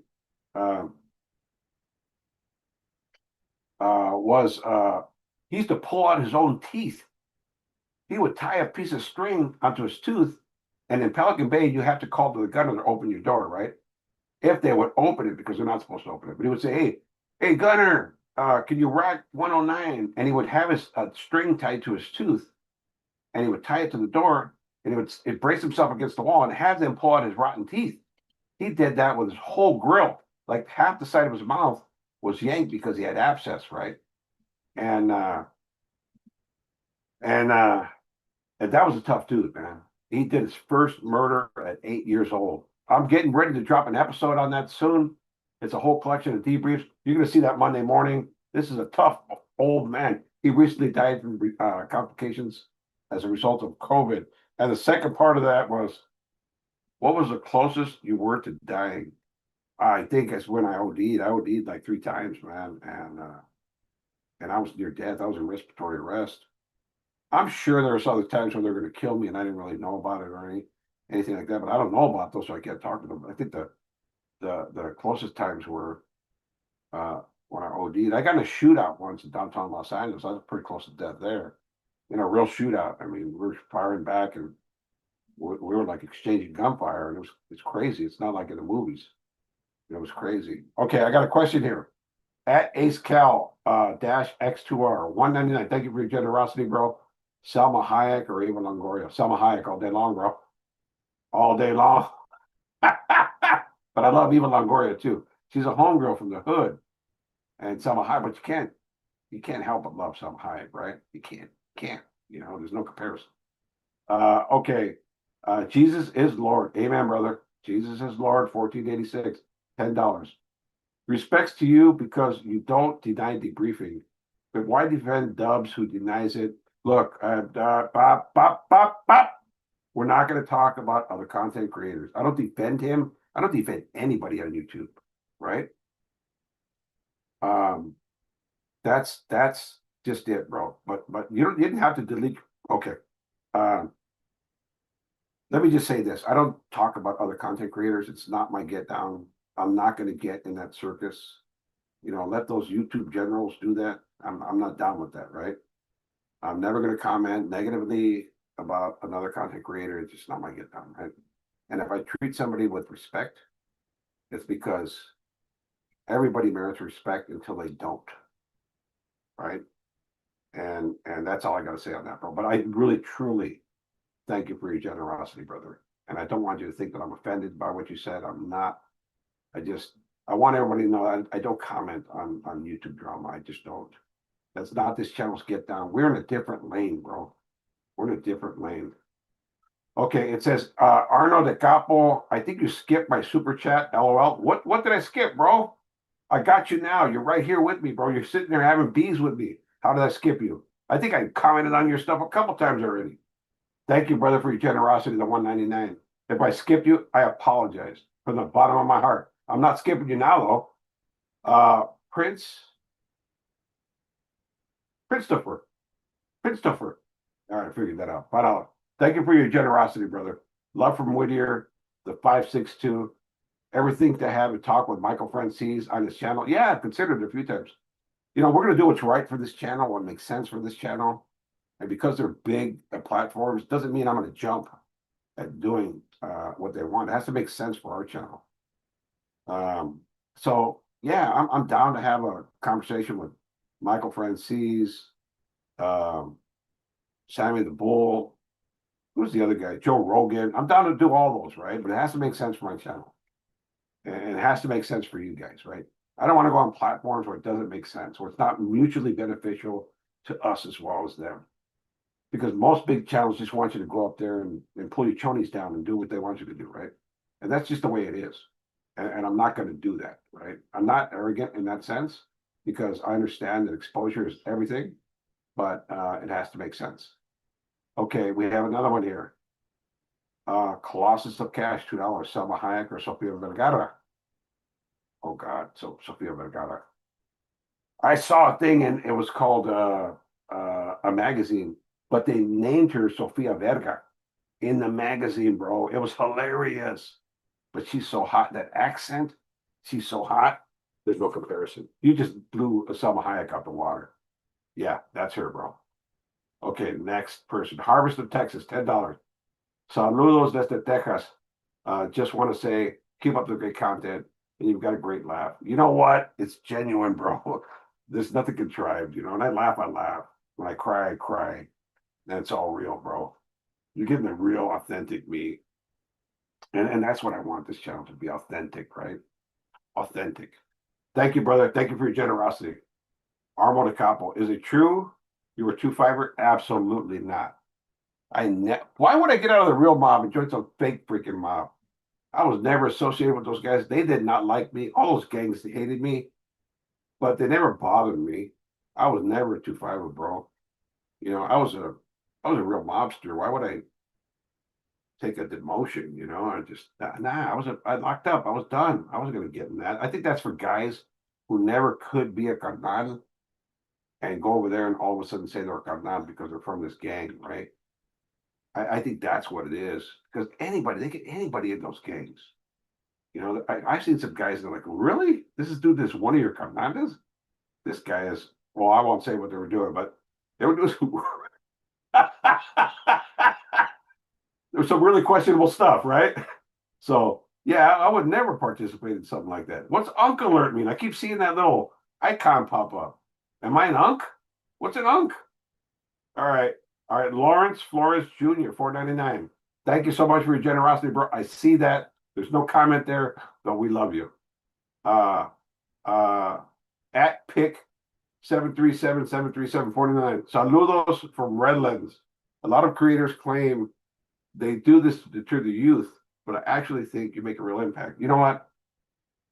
When we first wrote the Black Hand, it was to deter somebody from participating in life. And I received so many emails, so many letters, so many comments that said, your book changed my life. And I'm happy with that, bro.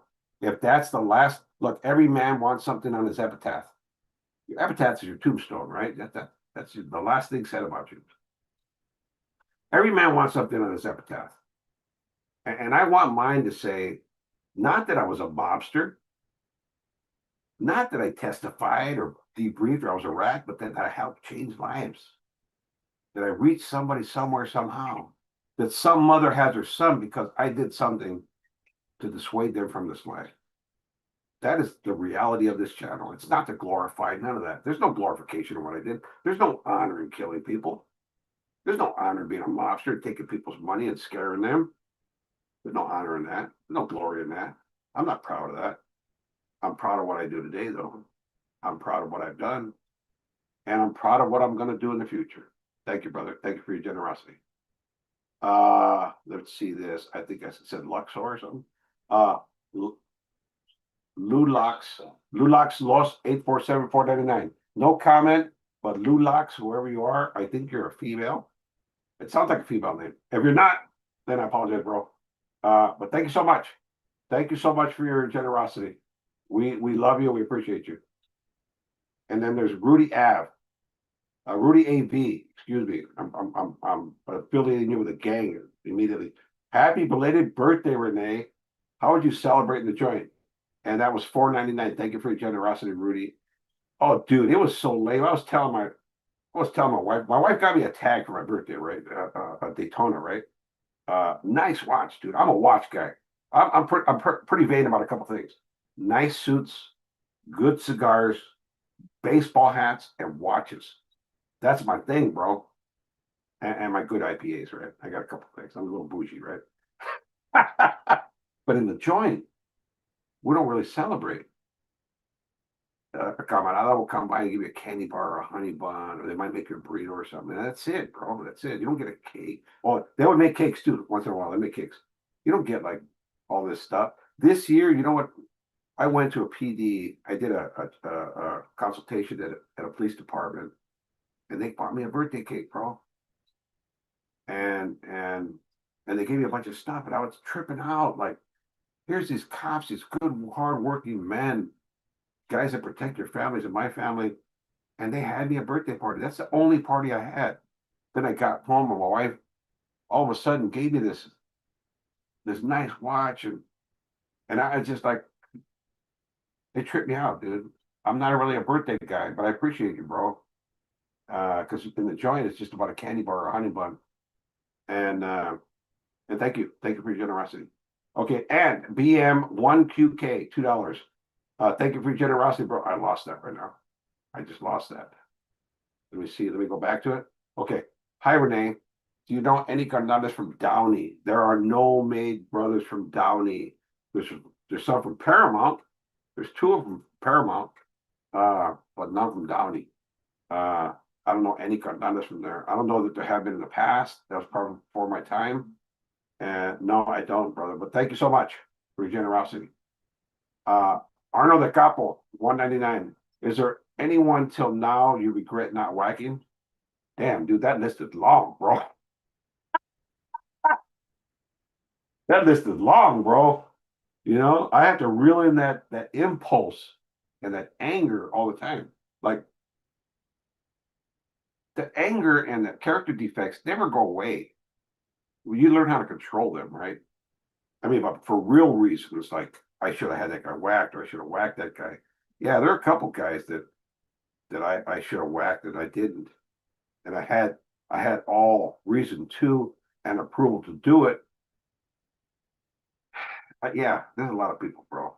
I mean, that's a slippery slope, bro. That's a dark path, man. It really is.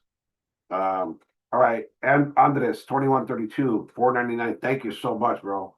Shout out from Lincoln Heights, Rene. Shout out from Lincoln Heights, Rene. It says shout out from Lincoln Heights, Rene? Question mark.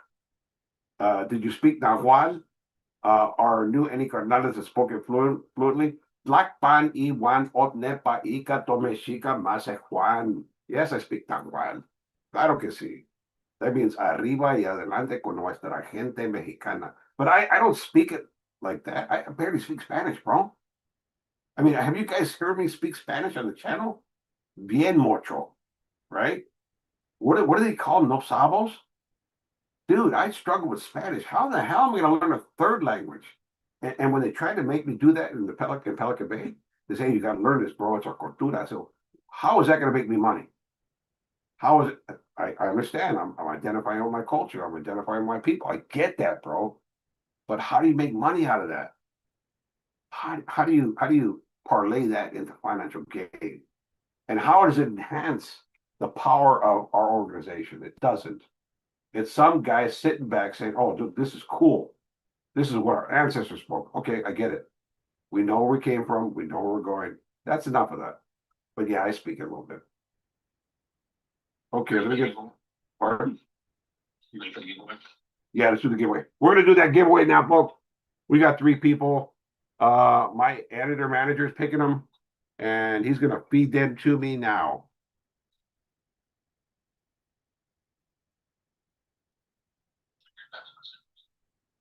I'm waiting for his text right now. But I got to tell you, folks, we did great tonight. This was a great time. I love having bees with you guys. I hope to do this on a regular basis. I don't want to burn it out. What do you guys think? Tell me what you think in the comments in our next video, in today's live. We're going to post this up as a video as well. Do you want to do this on a regular basis? I don't want to be those guys doing it every night, every week, right? I want this to be a special event. I love the connectivity with you guys. I think that's what separates us from other channels, that we connect with you guys, man. You know, I respond to your comments. I read every one. Instagram, TikTok, Carlos Vasquez, welcome to Silver, bro. Welcome to silver. I'm telling each of you guys that I respond to TikTok, Facebook, Instagram. That's me. I often send out voice messages. If you guys want to contact me on a personal basis, if you have an issue that you need help with, if I can help you with, if you have story ideas, if you have pictures, graphics, police reports, documents, my email is reneenriquezuncensored@proton.me. Contact me. I respond, people. This isn't one of those things where you have AI respond. I respond. I read your comments. And if you're talking ish, and I've seen known ish on these comments, right? So I truly appreciate that. If you talk ish on my channel, you're getting deleted.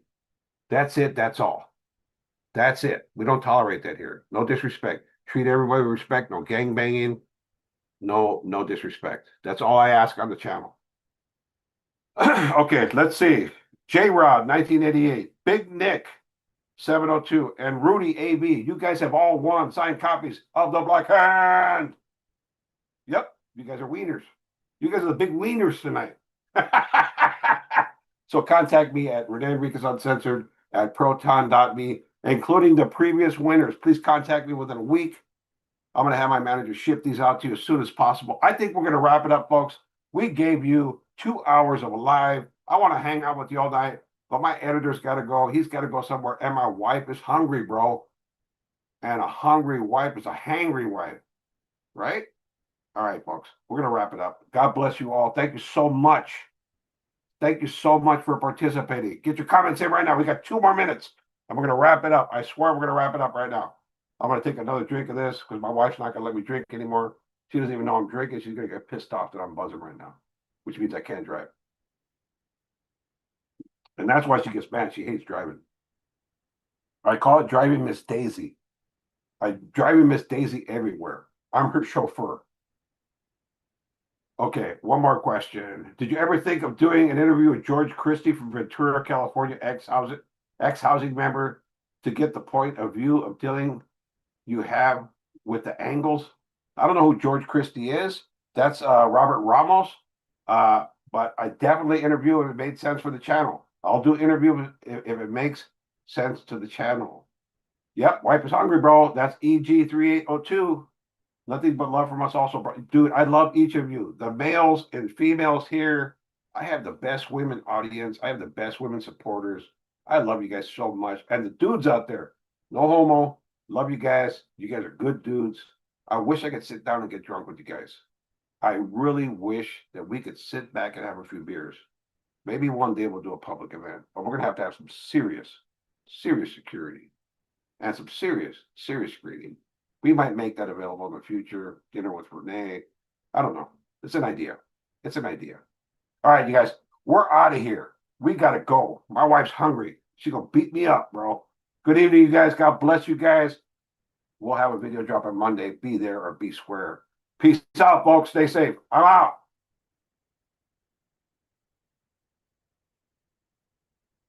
Are you there? Clear. Are you there? Clear. How do we do? Yeah. Can you hear me? I can hear you. How do we do?